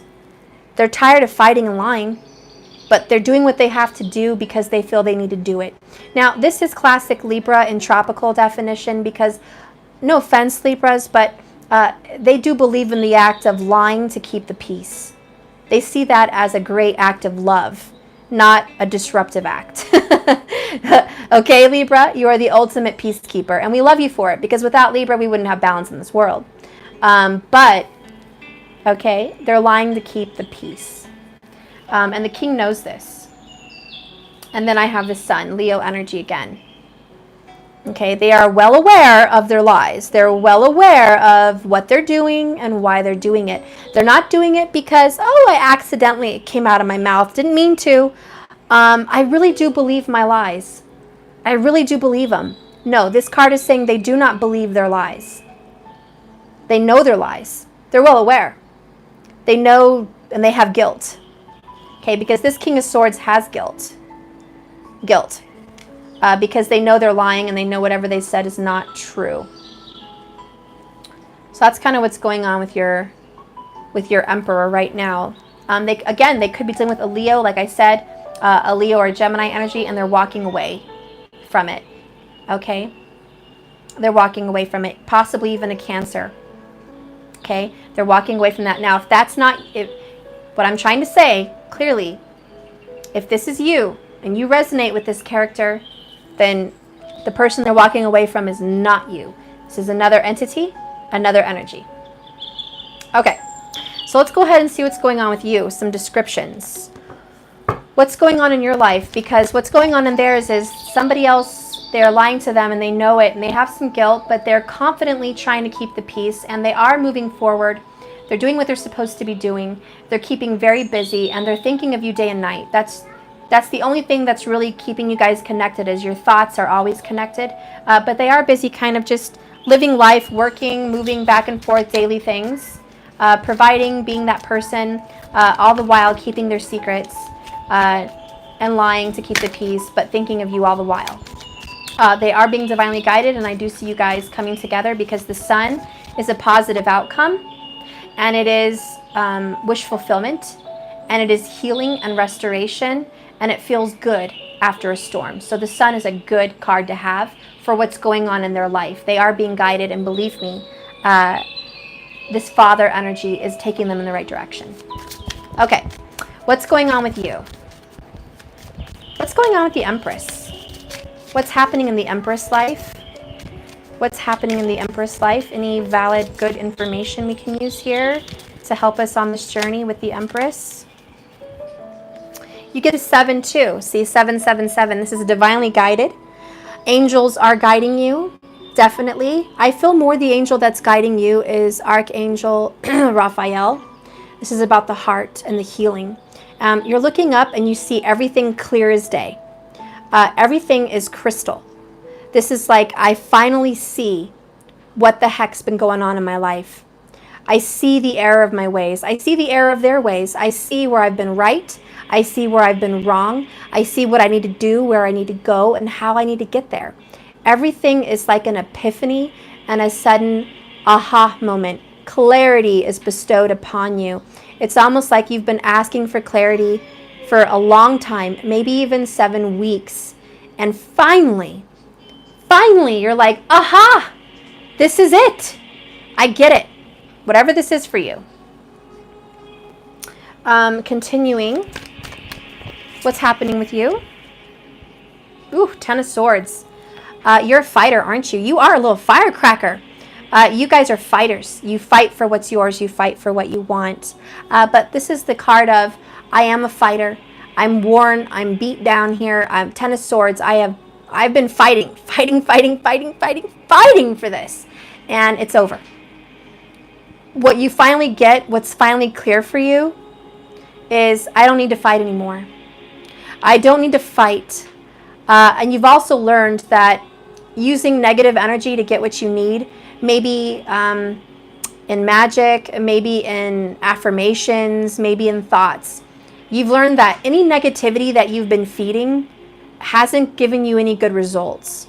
So you've learned that the true power is love, and the power is peace and grace. And so you've learned that I'm not going to fight with my swords anymore. I'm going to fight with my heart. I'm going to fight with goodness, purity, grace. I'm not going to fight with my sword ever. Not right now. It's not in your plans. You were fighting demons. You were fighting negative people. You were fighting karmics. You were fighting being ghosted. You were fighting lies and toxicity. You were fighting it. And now you've learned that fighting iron with iron sharpens the iron, and it only makes it more difficult and more prickly. Okay, it's sharpening the iron. It's not dulling it. So you've learned that I'm going to fight these swords with flowers and hearts and love. That's how I'm going to fight. So you want to fight with love. You're giving up that. What else is going on with you is 6 of Pentacles. This is about gathering information, gathering what you've brought on your life this far, Receiving. You are in the energy of receiving, like the affirmations we did this morning. I am loved. I am happy. I am balanced. I am joy. This is giving to yourself. This is reaping what you're sowing, and you're going to start sowing these beautiful seeds. Who the hell's making an apple pie? Because the Empress and this card are both picking apples. I want some apple pie. I mean, Matthew, do we need to make some apple pie? We need to make some apple pie in this piece. That's what I think. I'm just joking with him. Yeah, we need to make some apple pie up in here. Apples equal education. Awesome. That's another good way to look at it. Thank you, Liz Acosta. Education. We're acquiring knowledge. We're receiving knowledge. We're getting information. Yes. I love that. What's wrong? You want me to open it? Yes. Okay. Thank you for that, Liz. So yeah, we are definitely feeling more wise, more, you know what? I just got another message. You are receiving constructive criticism. And instead of being hurt by constructive criticism, you're taking it and applying it to your life and using it to cultivate a harvest. You're using the criticism, to inspire you to be better, to be wiser, to be more at peace, to have more grace. And you've just learned that, you know what? Be more easy. Take it easy. I don't have to take everything so serious. I don't have to be so hurt. I'm going to take all these things I've learned about myself, good, bad, or ugly, or beautiful, and I'm going to use them for the best benefit of my life. I'm going to take these apples and bake something beautiful and warm the heart of this person and warm my heart and warm the heart of those around me. You are in the energy of giving, and by your energy of giving, you are going to start receiving. Holy crap, that is a huge message of abundance. I haven't even got to your abundance reading. But you are going to start receiving because a lot of you have given money, donations, time, love, and healing to other people. And when you have given and you've not cared about what's come back to you in return, the karma that you've built up for yourself is really beautiful. And you're going to start receiving so much, because you're not expecting anything in return. This is like, Spirit, I give it to you. I give it to you, God. I give it all to you. The glory. I give you this relationship. I give you my life. I give you my guidance. I give you whatever it is that burdens me and tears me apart at night. I give you my nightmares and I give you my pain. Will you take that from me? Take the burden. I can't handle it. I need help. I need assistance. I need your guidance in my life. I need to be held. It's okay to be vulnerable. It's okay to need support. It's okay for me to ask for guidance. It's okay. I don't always have to be the teacher. I don't always have to be the leader. I don't always have to know where the hell I'm going. Sometimes I need to sit in the Father's lap and say, just take me where I need to go. And you give it. You give it up to Him. You give it up to God. You give it up to the universe. And you say, just take it from me. Take it all from me. And you have no more burdens, and suddenly you are a balanced being. Now you have peace. Now you have focus. Now you have balance. Now everything seems good. Because what happens? Who's good? The Father is good. Divine Mother is good. They are good. And when you ask, you shall receive. And when you seek, you will find. And you are seeking knowledge and you are receiving knowledge. And you are asking for help and you are receiving the help. That's what's going on with you. You're also finding that you're in a much better place, in a much better energy, in a much better universal energy of the Empress, which is the Divine Mother, the Divine Feminine, the Yin energy. You are vibrating in Yin and you are just in abundance. And your aura is just literally pouring healing near everyone who comes by you. You're literally just speaking into 5D, 9D, 3D, saying, look at me, I'm a shining star. I'm here to give and love. And you're just this overflowing cup of love. And you're going to get love back because that's who you are. Hi. That's right, baby. And then we have the Hermit. Yes, baby. I really want you to open all my candies. to open all your candies? Yes. Well, give me them. I'll open them. Get them. Are you going to live in them? Oh, he's trying to drag me away. I better hurry. Okay, I'll give you more. I got one right here. So then I pulled the Hermit card, guys. This is the last card for what's going on with you. You could be dealing with a Virgo, or you are Virgo. But this is about, like someone said, study. Virgo is in study. It is Sagittarius for me also as the Hermit because it's the 9th house. The Hermit is about teaching and learning, and it's about a higher education. And it's about enlightenment. It's also very much lucky. The 9th house is a lucky house. And so I think there's a lot of luck coming your way. If you've done any kind of self-reflection, luck is coming, okay? You might have felt very unlucky lately. You might have felt like luck's not on my side. I've been down the dark river, baby. I've been down the dark river. And now Spirit's saying, honey, you're about to have some gold river now. You're about to enjoy some peace, some abundance, and some harmony. A lot of your self-reflected work is because you're alone. Now, what the message Spirit wants me to give to you is, if you were not pushed to the tears that you've been having, if you were not pushed to the heartbreak that you've experienced recently, and I know you have, if you did not have those lonely nights where you didn't know what to do, you wouldn't have asked for his guidance and assistance. If you weren't brought down to your knees, crying with this tower, everything ripped away from you, you wouldn't have found your true spiritual self, and you wouldn't have found God. You wouldn't have found the universe and source and divine mother, father. You wouldn't have known any of that. You would have been on a journey ignoring that. So this tower is a blessing in disguise. The door that slammed in your face made you cry, made you hurt, you felt damaged. But as soon as you were realizing that that's it, you stood up and you turned around and you went another direction. Another door was opened. And this door was leading you to the prosperity. And that other door that closed in your face was leading you off a cliff. You were literally going off a cliff. You were going to tumble down. You were going to fall and stumble and be hurt again had you gone through that door.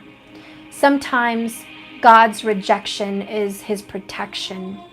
And sometimes your unanswered prayers are a gift and the answer you need, not the answer you want. That is a loving father. I don't know about you, but I tell my kids no when something's not good for them. And I do it to protect them and ensure they have a long, happy life. And I believe that your no's are the same reason. There is no lack of control, as in you don't have free will. But there is something to the extent of you have prayed and asked for help. And this is your help. You just haven't seen it because you had to go within.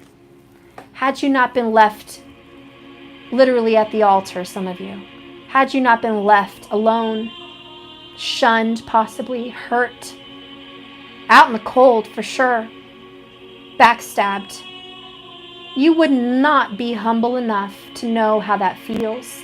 You would not be humble enough to get on your knees and pray. You would not be desperate enough for answers and healing had you not been that wounded. Now that you know how healing works, now that you know how guidance works, now that you've introduced yourself to your angels and your guides and Divine Mother and Divine Father and Source, now that you've known this, you can't go back. This tower is saying you can't go back. You went to the top of the tower and you fell. There's no going back. You're never going to go back to the matrix. You're never going to go back to the relationship the way it was. Stop trying to recreate what got started and didn't get to finish.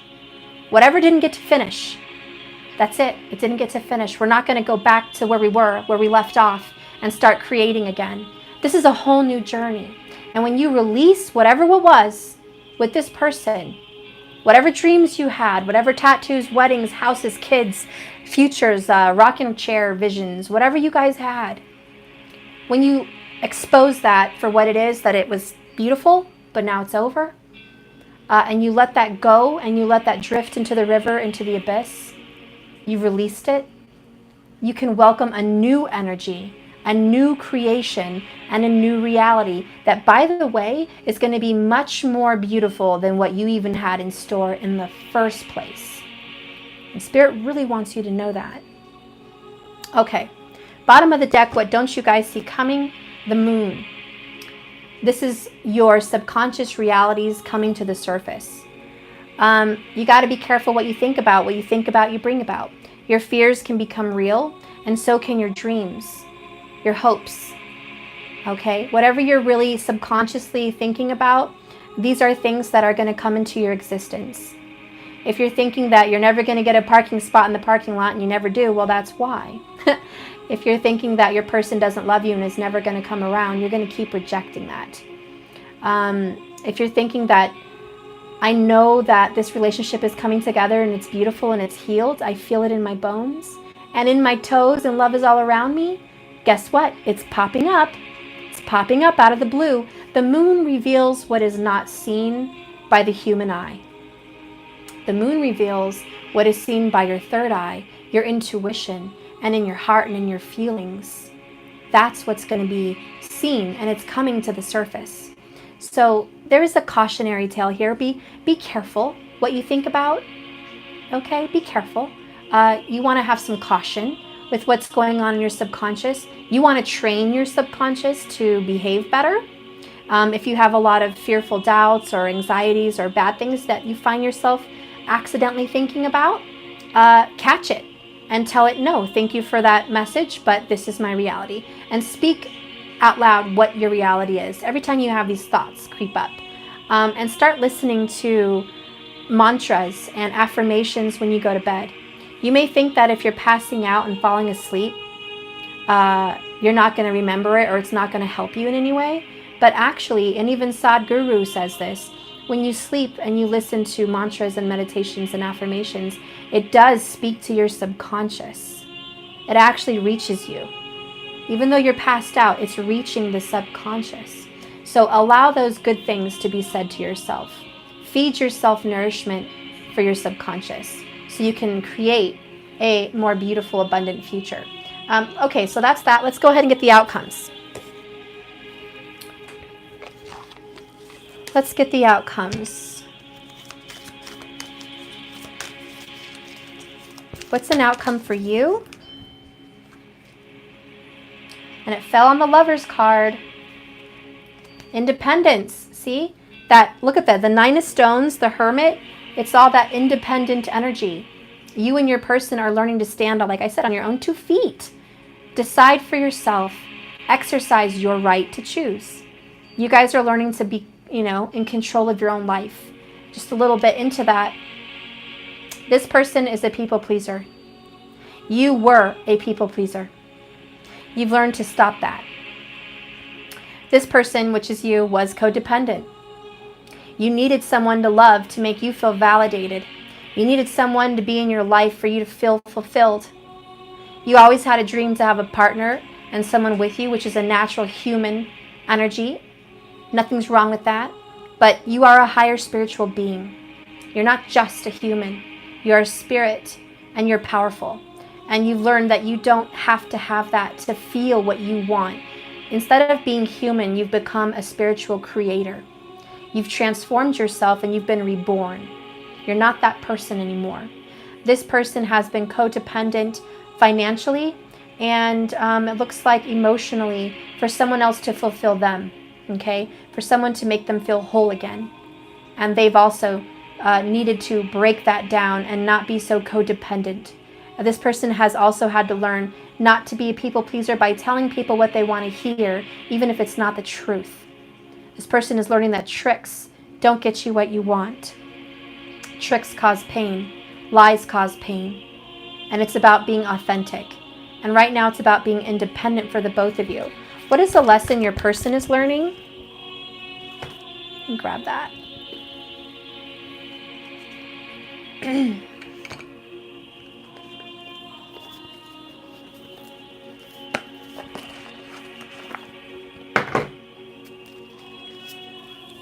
Whoops. Okay. What is the lesson your person is learning? What is the lesson your person is learning? What's changed? Well, okay, I got 3. I'll just take them. Simplicity. And look, they're following who? The angels. Because 7s are big for your person. They are following the angels. The angels are guiding them. They're learning that it's not the money, it's not the pentacles, it's not the commitments in life that make you happy. It's the simple things in life. It's the smile you get from the person that loves you. It's the other hand that holds your hand in hard times. It's the soft pillow when you fall asleep at night. It's the peace in your heart that there's no worries tomorrow because you have faith in God. These are the simple things. Your person is learning to be simplified. And look at that. They're decluttering, and they might even be moving away, packing up, leaving something behind. We did get 8 of Cups. Okay? Your person is leaving situations behind. They've learned the lesson. They also got perspective. This is Hanged Man energy and awakening. They're seeing things for what it really is now. They're getting a magnifying glass and focusing on the positive, not the negative. I think your person used to be a really pessimistic thinker and a negative Nelly. And your person has learned to be more positive and look at things for the beauty and see the good in everything. And this person is looking very closely at their mistakes and the good things they've done. And this person wants to fix that and wants to be innocent like a child and start fresh. This person might also be learning lessons about how they were as a child and who they want to be now. They're trying to fulfill some childhood dreams. And for a lot of them, if they've been out of contact with a child, they want to get back in contact with that child. Maybe even back in contact with the child in themselves. The other one is emergence. And this is the number 9. They're emerging into a new energy. They're becoming a new being. It's that 9 of Pentacles, Emperor energy, just about being more independent. Okay? This person is getting that independent streak and they're emerging into this new person. Okay? And I like that they're seeing the light. They're changing. See the phases of the moon around her head? This is a change. Your person has undergone a huge change in their personality. Yes, people can change their personality. They don't have to stay the same. They can become who they're meant to be. Therefore, they change. And that's what's going on with this person. They're really becoming their true self, who they're meant to be as a spirit and a soul. Thank you. And my son is kissing me to death here. I love you. Can you grab my card, please? That fell. Can you? You get it. Okay. Anyways, let's keep going. So I'm going to read Emergence. I'll try to read it quickly. Please. But before I do that, hang on. I know. I got to go real quick, guys. I got to go.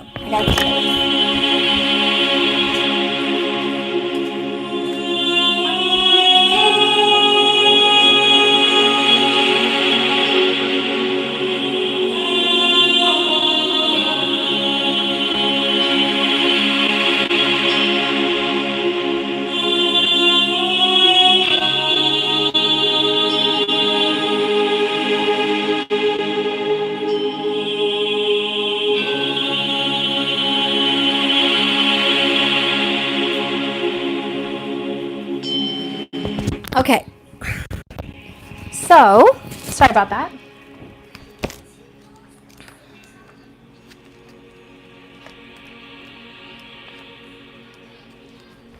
This is called a breakthrough to the next level. Oh my gosh, guys, remember my reading I just did recently, the Leo? And it was a breakdown for a breakthrough. And I do feel there is a Leo energy here somewhere, but look at that. This is the card for a breakthrough. Breakthrough to the next level. Life is a series of phases with occasional abrupt transitions. Like a giant staircase, we spend a long time in each stage before emerging into the next one. Our bodies go through periods of growth, fertility, and maturity. Similarly, our spiritual awareness evolves in planes of understanding and awakening. We slowly integrate until we unexpectedly, one day, find a new arrival. You may feel like a part of you has been in a cocoon or in hibernation forever, or you may feel like you have been in a storm of chaos and difficulties without end. Either way, many elements need to be organized inside before we can emerge. The breakthrough means we finally passed the dormancy or blockage. Woohoo! That feels good. Awareness and intentionality help us bridge between preparation and emergence. By the way, real quick before I finish, preparation Empress, emergence, emperor. Just another message. And then it says here, patience and endurance, awareness can help you stay in tune in the natural timing of your growth. Don't force or rush the process. Just let it unfold. Keep working steadily towards the goal. Sometimes we fall. Sometimes we stumble. Sometimes we get a little off track and we got to get back on. That's why it takes so long, guys. Trust that the veil will part and the universe will reveal its secrets to you in the most beautiful, loving way. The artwork is the Artemis parting the veil. The element is fire. The number is 9. And the phase is a new beginning. Hello. Yes. Yes. Yes. Whew. That just feels so good. I mean, it feels amazing. What has your person learned for themselves? Okay. They have learned support. They've learned to get support from the universe and support when needed. They've learned to ask. They've learned to accept it. And they've also learned to give it as the Emperor. Offer support to someone. Experience the joy of serving others. True Libra there too. But look at that. There's a lion and a cat. Just saying. There's the cat. There's the lion. A lot of Leo energy today too. Okay, so you should watch my Leo reading. They've also learned wisdom. Let go of the need to control, which is typical Emperor. Trust in the wisdom of a divine plan. Okay. And by the way, just putting it out there because it was something that obviously popped in my face. I think your person is very fond of the upper area if they're a man. So if this person over here is a man and you are a woman, maybe even another man, I don't know. But I'm just saying, they like the chest area. They are a boob person. Or if they're another man likes another man, they like pecs, okay? They like beauty. They like the chiseledness. They like, anyways, this person really admires that area. And I think it's very kissable. And I think that this person would definitely like to engage in Leo activities with the chest area. Okay, that's enough said. Weird one, but it's out there. What's a message from the universe for this Emperor? What's a message from the universe for this Emperor?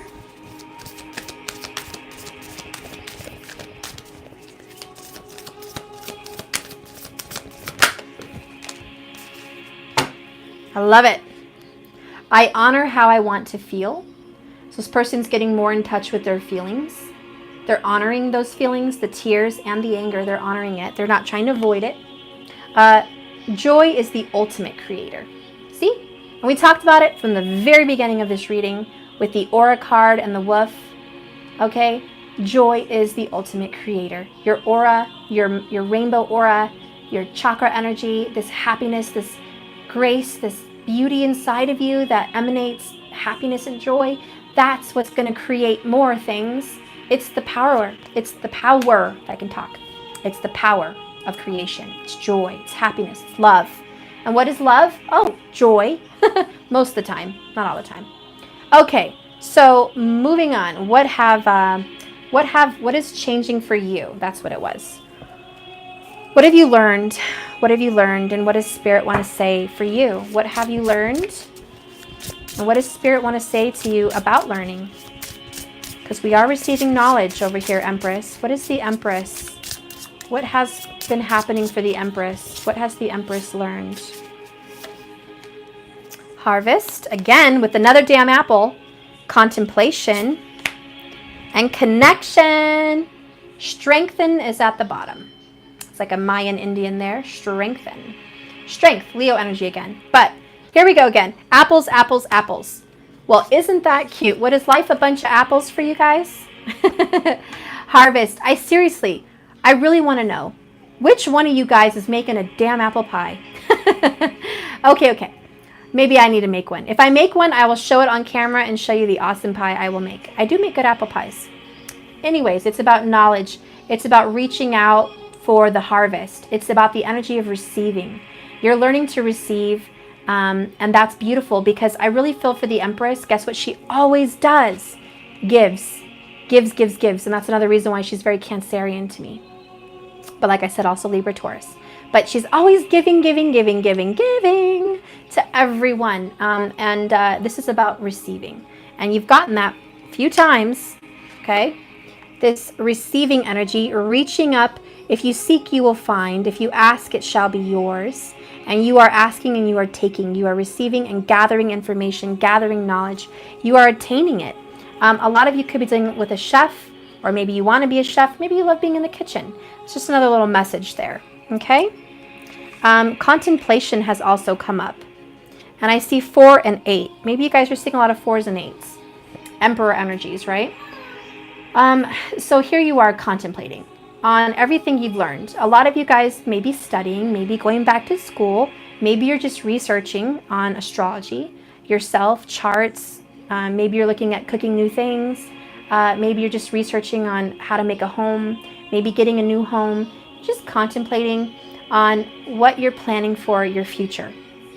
And the Empress is in preparation mode. So you guys are prepping. You're prepping for the new creation that you know is coming your way. I don't think a lot of you have a clear vision of what that is. I really feel a lot of you watching are not 100% sure what that future looks like or what you're trying to create. But I do know that you are having faith in God and the universe. And I do know that you know it's going to be fulfilling and beautiful and happy. You're just trying to contemplate to get an exact vision. So you're really trying to see what that looks like. So you guys might be creating a vision board. You might just be trying to meditate and literally create a vision of what you want. Okay, so you're trying to do that. Anyways, another Indian. A lot of you guys may have some Native American. It's very Mayan. Look at that. Both of these. This isn't a Native American deck. It's just the only 2. Yeah, some Native American bloodlines here for the both of you. Just putting that out there. Maybe you have a Native American guide, a spiritual guide, okay? But I do see you here in peace. And look at the vibration coming from the Mayan temple. Okay. That is a beautiful aura. The actual temple has an aura. Yes. I can't see the slime in Boy's room. Because I threw it away. It got yucky. But where's it? It's thrown in the trash. It's yucky. I want to see it. Well, go look. I don't know. I threw it outside in the other one. Way out there. I'm not going to go see it in that trash. Are you crazy? It's in a bag full of yuckies. You want to go to the Dollar Tree? I'll get you another slime, but you have to be good. Okay, we're going to go get slime, for Pete's sakes. Oh, okay. We're going to go get slime. Anyways, the aura here, she's also holding sage. I love her hair, by the way. My God. Some of you guys may have some beautiful hair. So, you put her slime in the trash. And no, she's not going to get slime. We'll give her a present. We'll get her a new one, okay? A new one? Yes, we'll buy her a new one for a present. She'll be mad. Okay, she'll be happy though. Okay, so anyways, okay, let me deal with him. This is just impossible.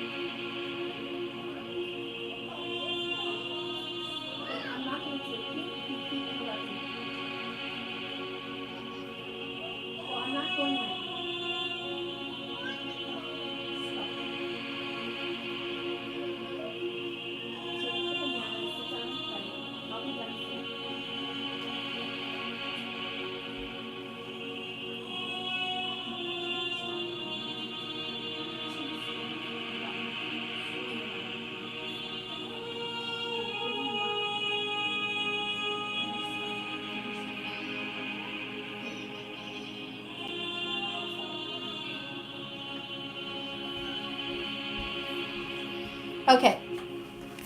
Anyways, so I was trying to say, I see the sage here that she's holding, and I feel like what's going to be happening for you guys soon is you should go outside, plant a seed in the earth with sage. And I want you to take sage. This is just something I've done before and it works. Maybe it will work for you.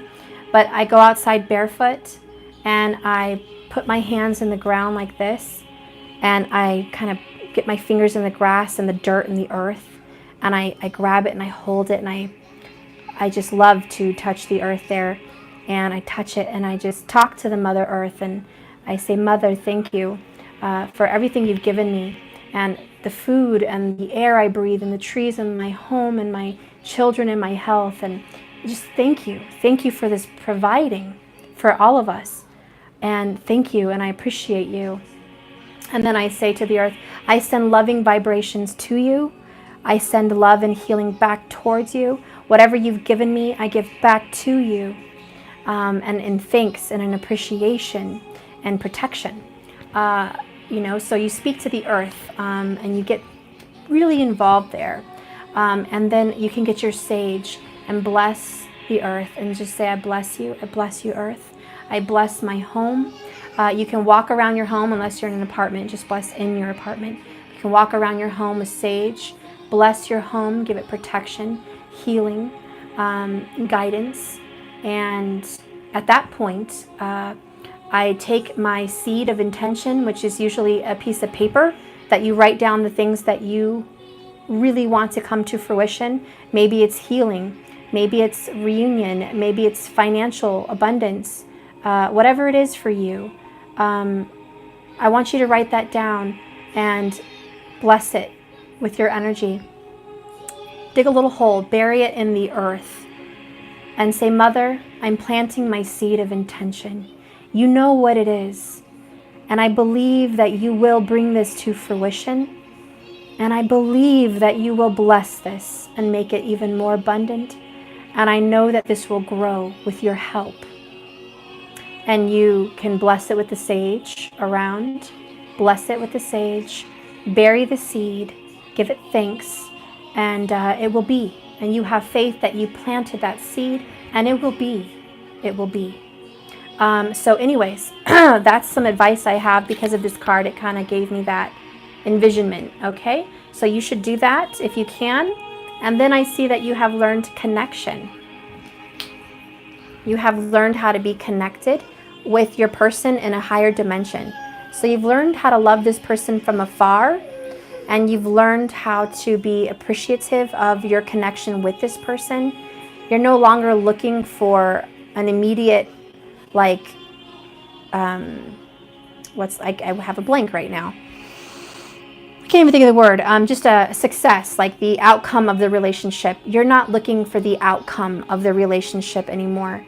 Some of you may be looking for the outcome, and that's because you're not as far along on this journey, and so you're still looking for that outcome.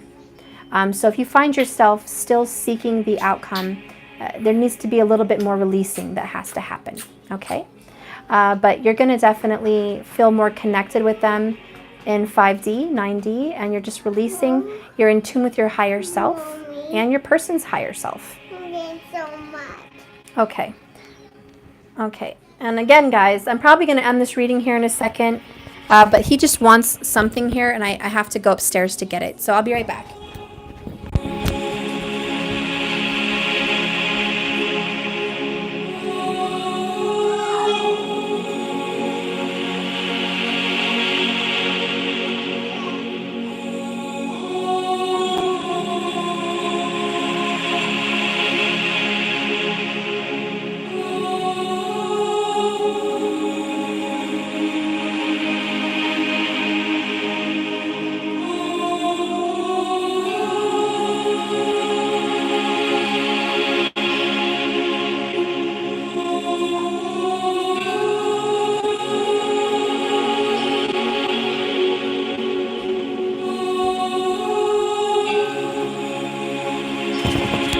Okay, I'm back, guys. So anyways, I'll just read the connection for you real quick. Okay, cherish those who are dear to you now. Connection with our highest self often feels like a romantic love. We each have an angelic self that deeply loves ourselves and others. When we allow ourselves to feel it, maintaining this spiritual connection with our angelic self is the purest form of love that we can experience. If you're in a relationship, cherish your special one. If you're single, turn to your family, friends, and pets. Hold on tight to love in any form. Be consciously thankful for love's blessings, however imperfect others may be. When someone gives their heart in love, they become like an angel, carrying us through the difficulties to better times. It can be easy to be codependent on that carrying because it feels so good. But always remember, the most important connection is with yourself, and a balance must be achieved. To keep love close, guard against laziness or taking your partner for granted. Similarly, anger, jealousy, or insecurity can estrange your partners. If you stay kind to your love, together you can cross the difficult world ocean. If you feel emotionally distant or out of sync, make a gratitude list of all the best things about him or her.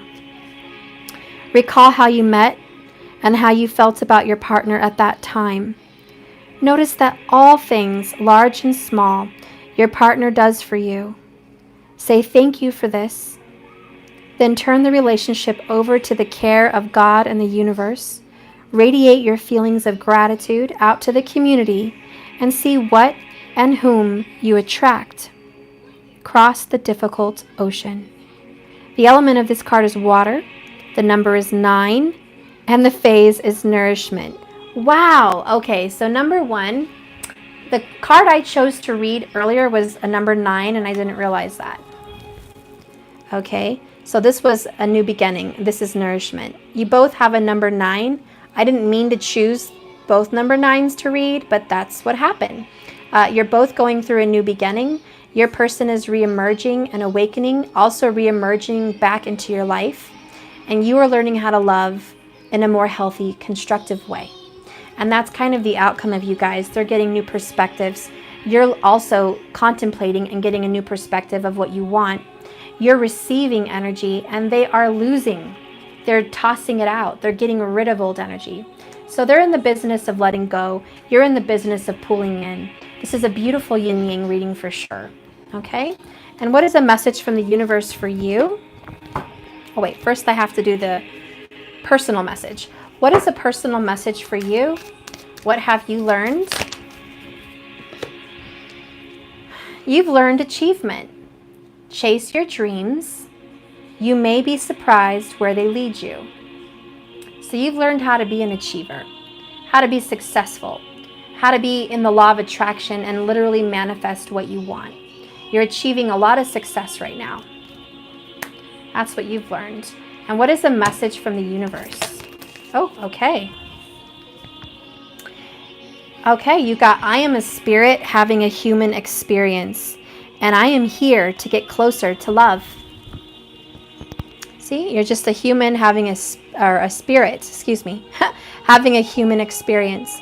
And I've said that a couple times in your reading. I've said that you guys are not just human, you're more spiritual. And this is just getting back to yourself, back to your center, knowing who you really are. It's a very high spiritual being. And you are here to get closer to what love is. And through all your hardships, you've learned how to love unconditionally. And you've learned, like I said, how to have a real healthy connection. Bottom of the deck here, what you don't see is obstacles are detours in the right direction. That's it. Point blank, plain and simple. Easy peasy, lemon squeezy to understand that one. Okay, so that's a beautiful love message. I'm going to do one love message for the both of you. And I'm going to do the, can't think of the name, Romance Angels. Love message with the Romance Angels. What is a love message outcome for the both of you guys? Okay, that fell. It fell, and guess what popped out? Jeepers. I was trying to shuffle, and the whole thing fell.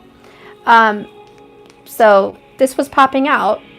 reconciliation. Isn't that weird? Like it falls out and this is just like hanging on me. Seriously. It was like coming out so hard I couldn't even, it was just crazy. Someone from your past is returning to your life. Okay, that is a love message. Isn't that beautiful? Bottom of the deck, I'll read because it's what we kind of don't see coming. Your love life is ascending to a higher level of commitment. Isn't that beautiful? There's a lot of angelic presences in your guys' life right now. Most of my readings, I don't generally pick up on angels, but this one I do. This one, it really feels like there's angelic guidance, okay? And that would be Gabriel and Raphael is who I feel, okay? They're really coming in, all right? So that's beautiful. All right, so I'm going to put these away, and I'm just going to do a quick abundance reading for you to see what's going on with your career, okay? For those of you that are new to my channel, I specialize in twin flames and soulmates. So if you catch me reading a lot about these deep love connections that are always coming back around, it's because when you are soulmate, when you are twin flame, you're meant to have some kind of a life connection here. And there's really no escape from that. You can move on and have other soulmates and loves. We do all have that in these connections. We do have that. But I specialize in the connection between you and your divine partner. So that's why it usually comes up with another connection or reaching out or what's going on with them, because you guys are deeply, deeply, soulfully connected.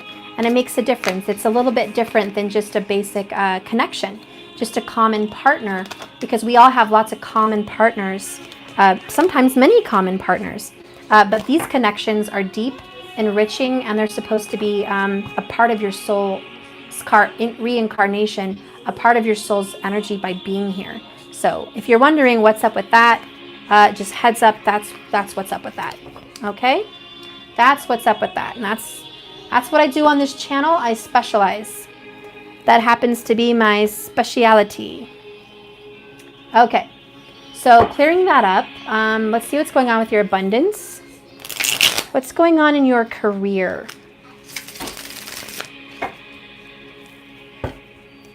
Be honest with yourself and it will be then be easier to be honest with others. Interesting. So what's going on with your career? Woo! We got Mars and Aries here, baby. This is also Saggy energy for a lot of readers. We have the Eight of Wands. You are shooting arrows, baby. You know what you want. You are setting goals, high goals. This is goal setting. Yeah, another redhead. Fire energy for sure. In your career, you're very driven. You may be a leader. You are a leader in your field, or you're trying to be. You're definitely trying to push forward into your field to stand out from the rest and be seen for the power you have inside and the energy you have to offer. A lot of opportunities are coming at you like this. Like you could start a business here and a business here and a job here and this here. There's a lot of multitasking going on. A lot of you could be doing an artistic project, a writing project, a normal work project, and maybe even thinking of a new thing to add to the mix. So a lot of multitasking here. Let's see what else is going on in your career. What's going on in your career? Hermit, Virgo energy. This is money management. Hello. Hello. So you are definitely paying attention to every dollar, penny, and whatever that comes in and out of your account. You may be going to the bank today. You may be looking at your account. You're definitely managing it, watching it, seeing it grow. A lot of you guys are printing reports possibly on your yearly, or trying to see what you've made and how to manifest more money. And a lot of you are just really looking into managing money, even creating money. So you're thinking of new ways to bring that in, to bring that forward.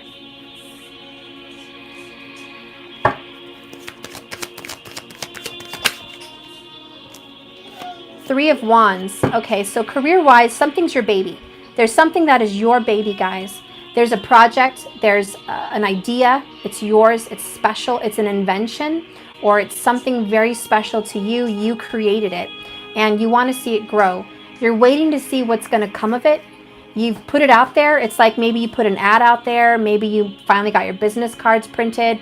Maybe you have a business plan. Maybe you just got this new website or this new idea and you're like, okay, I'm putting it out there. That's my baby. I want to see what's going to happen from it. So you're kind of waiting to see the results from a project, the results of something. You have the Lover's energy. A lot of you are working in the love field, maybe therapy. What is that? The love connection. You know, you guys are trying to put people together, trying to set people up. A lot of you may be finding love at work. I'm just going to put that out there. You might be having a new love for your job. I feel like a lot of you guys are falling back in love with what you do, or you're starting something new, maybe a new opportunity that you really feel passionate about, something you really wanted for a long time, and you're finally falling in love with your job, falling in love with you again in your job, okay? Let's see what else is going on.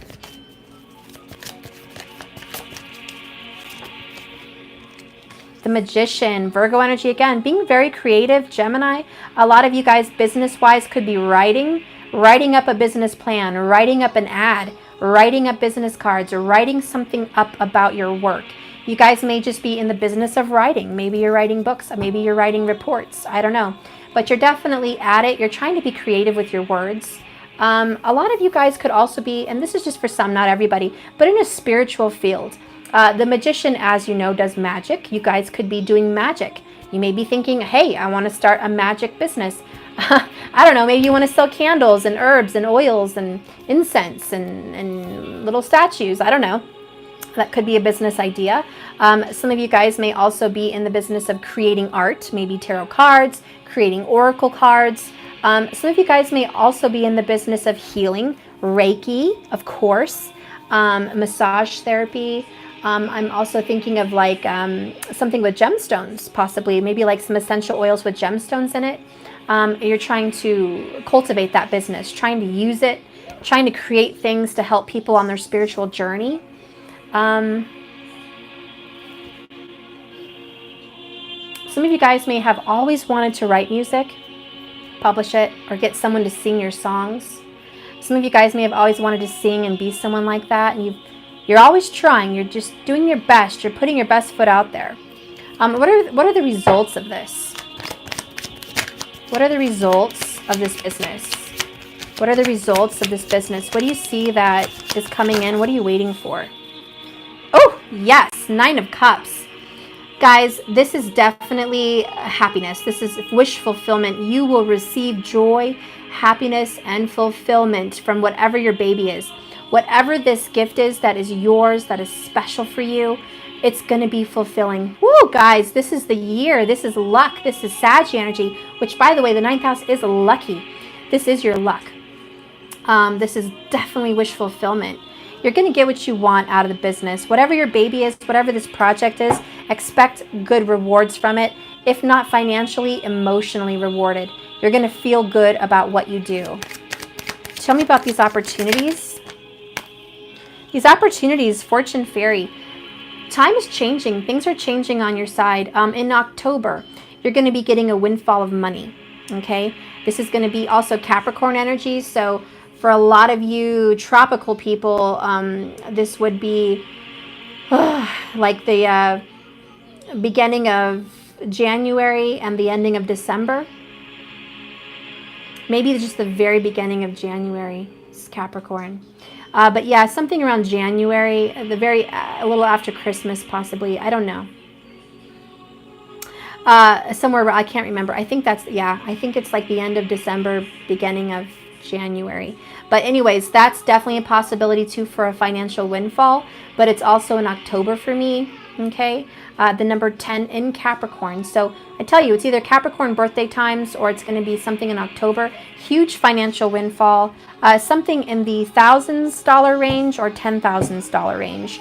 For some very fortunate people, it would be in the hundreds of thousands of dollars range. It's a very big financial gain. But even if it's $1,000, it's worth it for you. It's something for you. You worked hard at it, and it's rewarding, okay?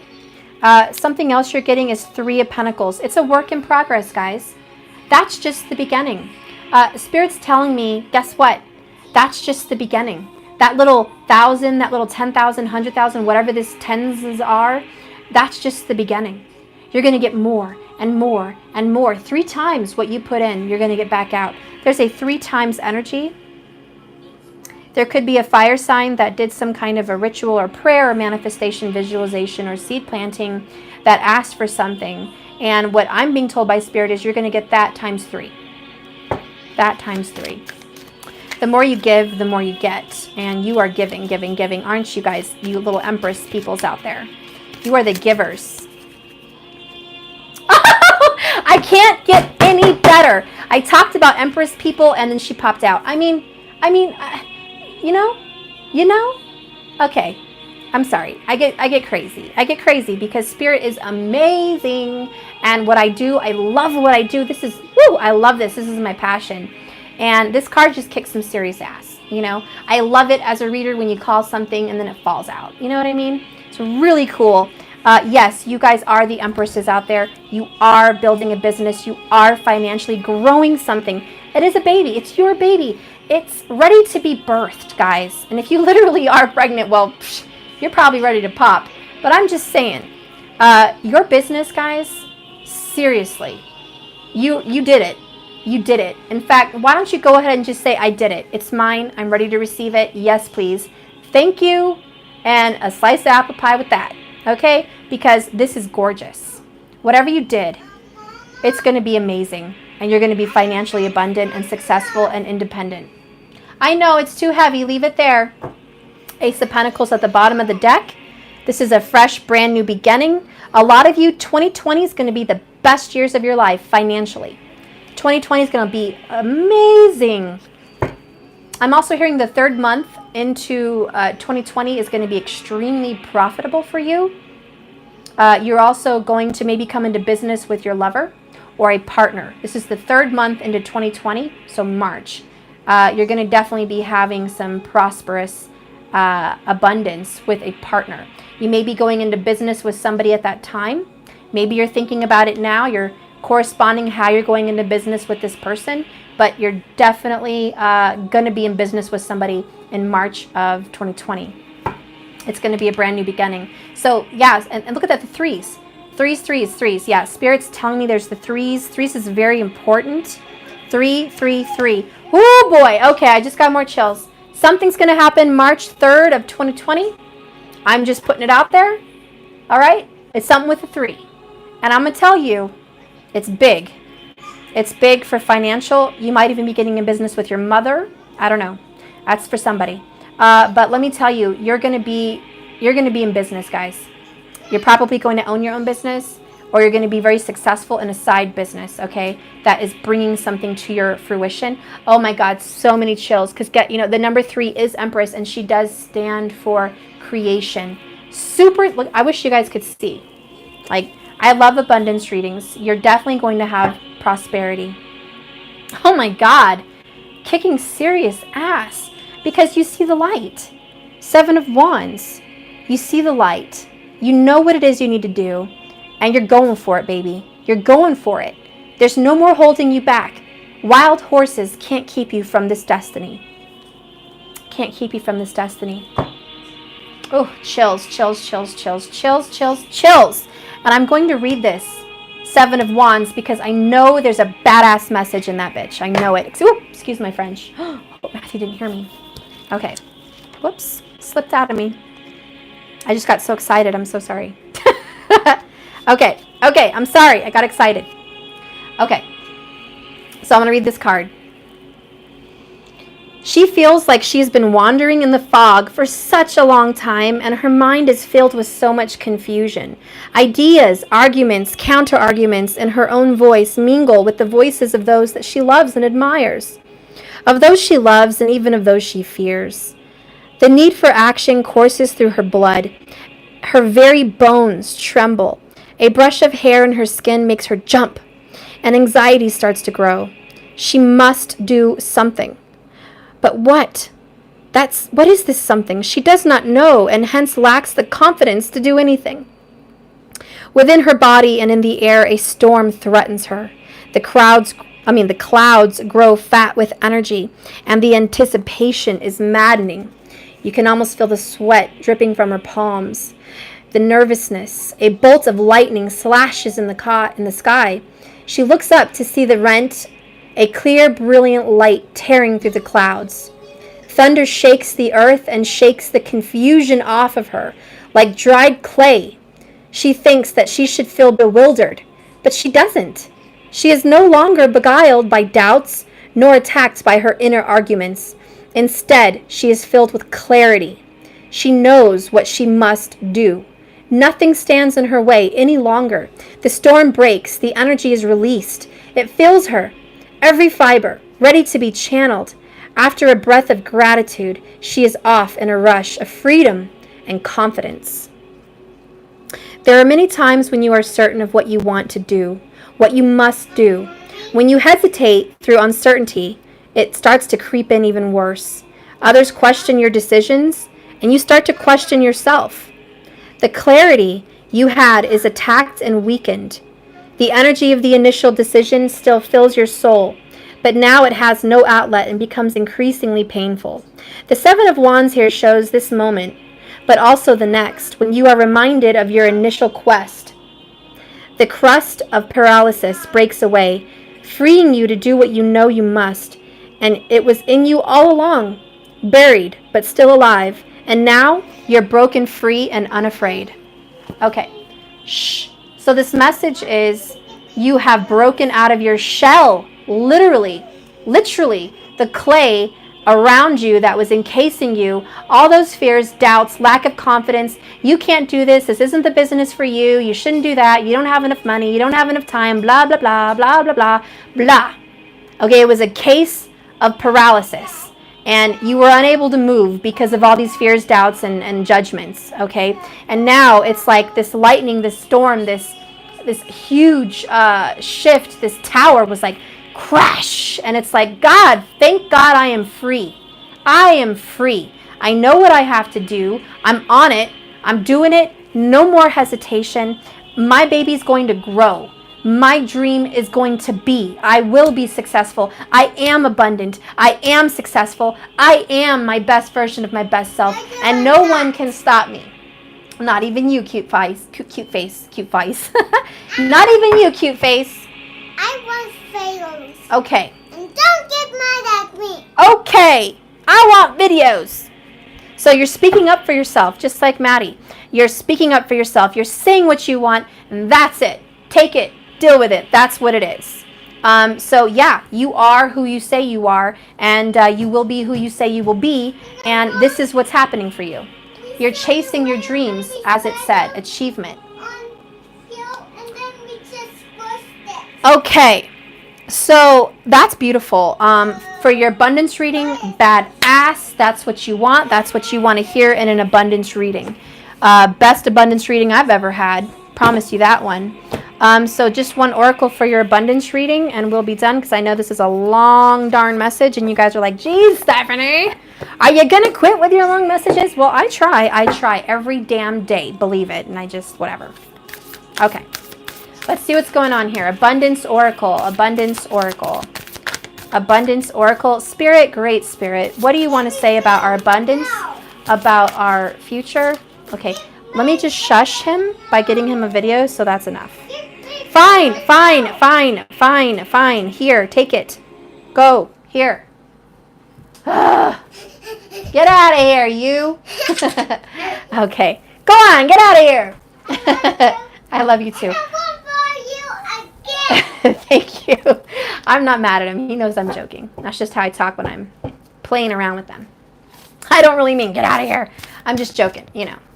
Okay, so what's an abundance message, Spirit? Go ahead and show me what is a beautiful oracle for abundance, for our careers, for our financial security, for our health. What is the abundance? Woo! Okay. Bottom of the deck, Beaver Spirit, lay a foundation. So this is the foundation of the reading. You need to lay a healthy foundation to create abundance, which is what you guys are doing. I don't got to go into that. You know what that means.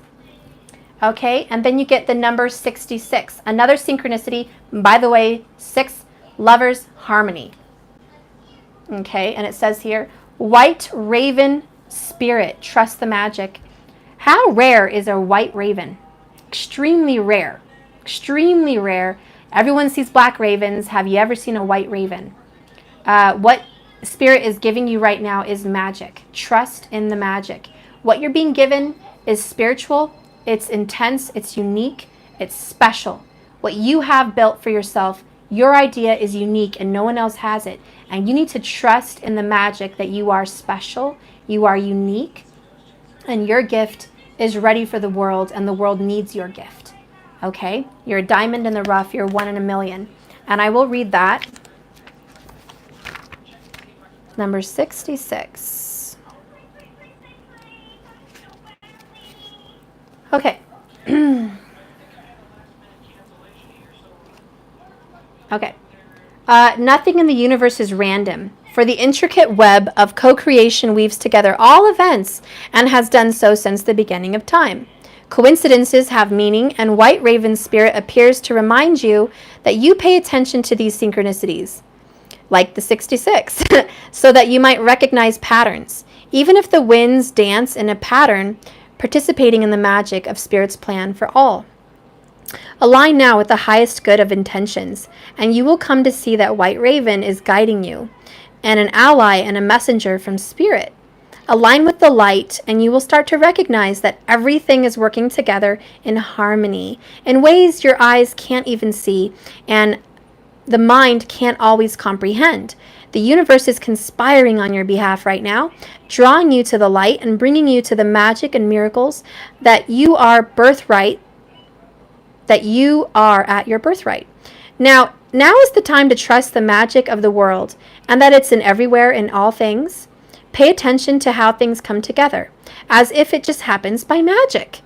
You would need to see the hand of a great spirit arranging things in your favor, but know that you have to use your spiritual eyes to see that magic. In the protection message, it says, are you being distracted by the illusion of a chaotic universe? Deep in your heart, you know the world is full of magic, and White Raven has appeared to remind you that the ways of the world can cause spiritual amnesia. Stay awake, stay alert, for Spirit wants you to enjoy the miracles that surround you. Law of attraction, hello. A lot of people don't believe in that, but it's real. Okay? Okay.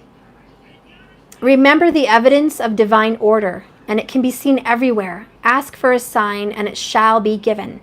Synchronicities happen all the time. And so if you're in alignment with Spirit, you'll see them. And if you are at a time of challenge and feeling cynical, all you need to do is ask for a reminder to get back down to your spiritual self. White Raven will appear to reassure you that all of this is leading to something better, for magic is in the wind. I love it. So a lot of you guys, what's going on here in this creation is the law of attraction. It's spiritual, it's magical. A lot of you have to get rid of a lack mentality. A lot of you guys have to get rid of there's not enough. That's not possible. You need to quit those kinds of words. What needs to happen is anything is possible. Anything that you dream can be in real existence. If you believe it, you can achieve it. If you will it, it will be yours. You don't have to see it to believe it. You need to believe it to see it. And that's what's going on here with this abundance. So you guys need to keep that in mind, that your abundance is spiritual and magical. It's not something that you went to school for 100 years and now it's your due.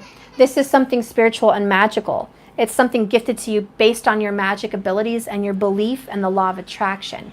So if you're doing the damn thing, high five, thumbs up, way to go. Okay?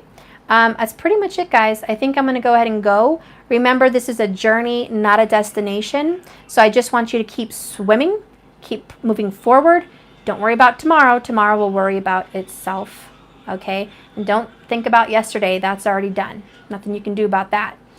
So just stay in the moment. And the present is a gift. Are we right? Thank you guys for watching. If you haven't liked and subscribed, please go ahead and do that right now. Hit that like button, hit that bell icon so you can be aware when I'm live again. Most of my videos are live. You're going to want to know that. You love the decks I used today? Yay! I'm so glad. Yep, we got spirit animals. We have the self-care cards. We have the hidden realms. And I showed you the other picture one. It was like Crystallis. Okay? So you guys can go out and get those.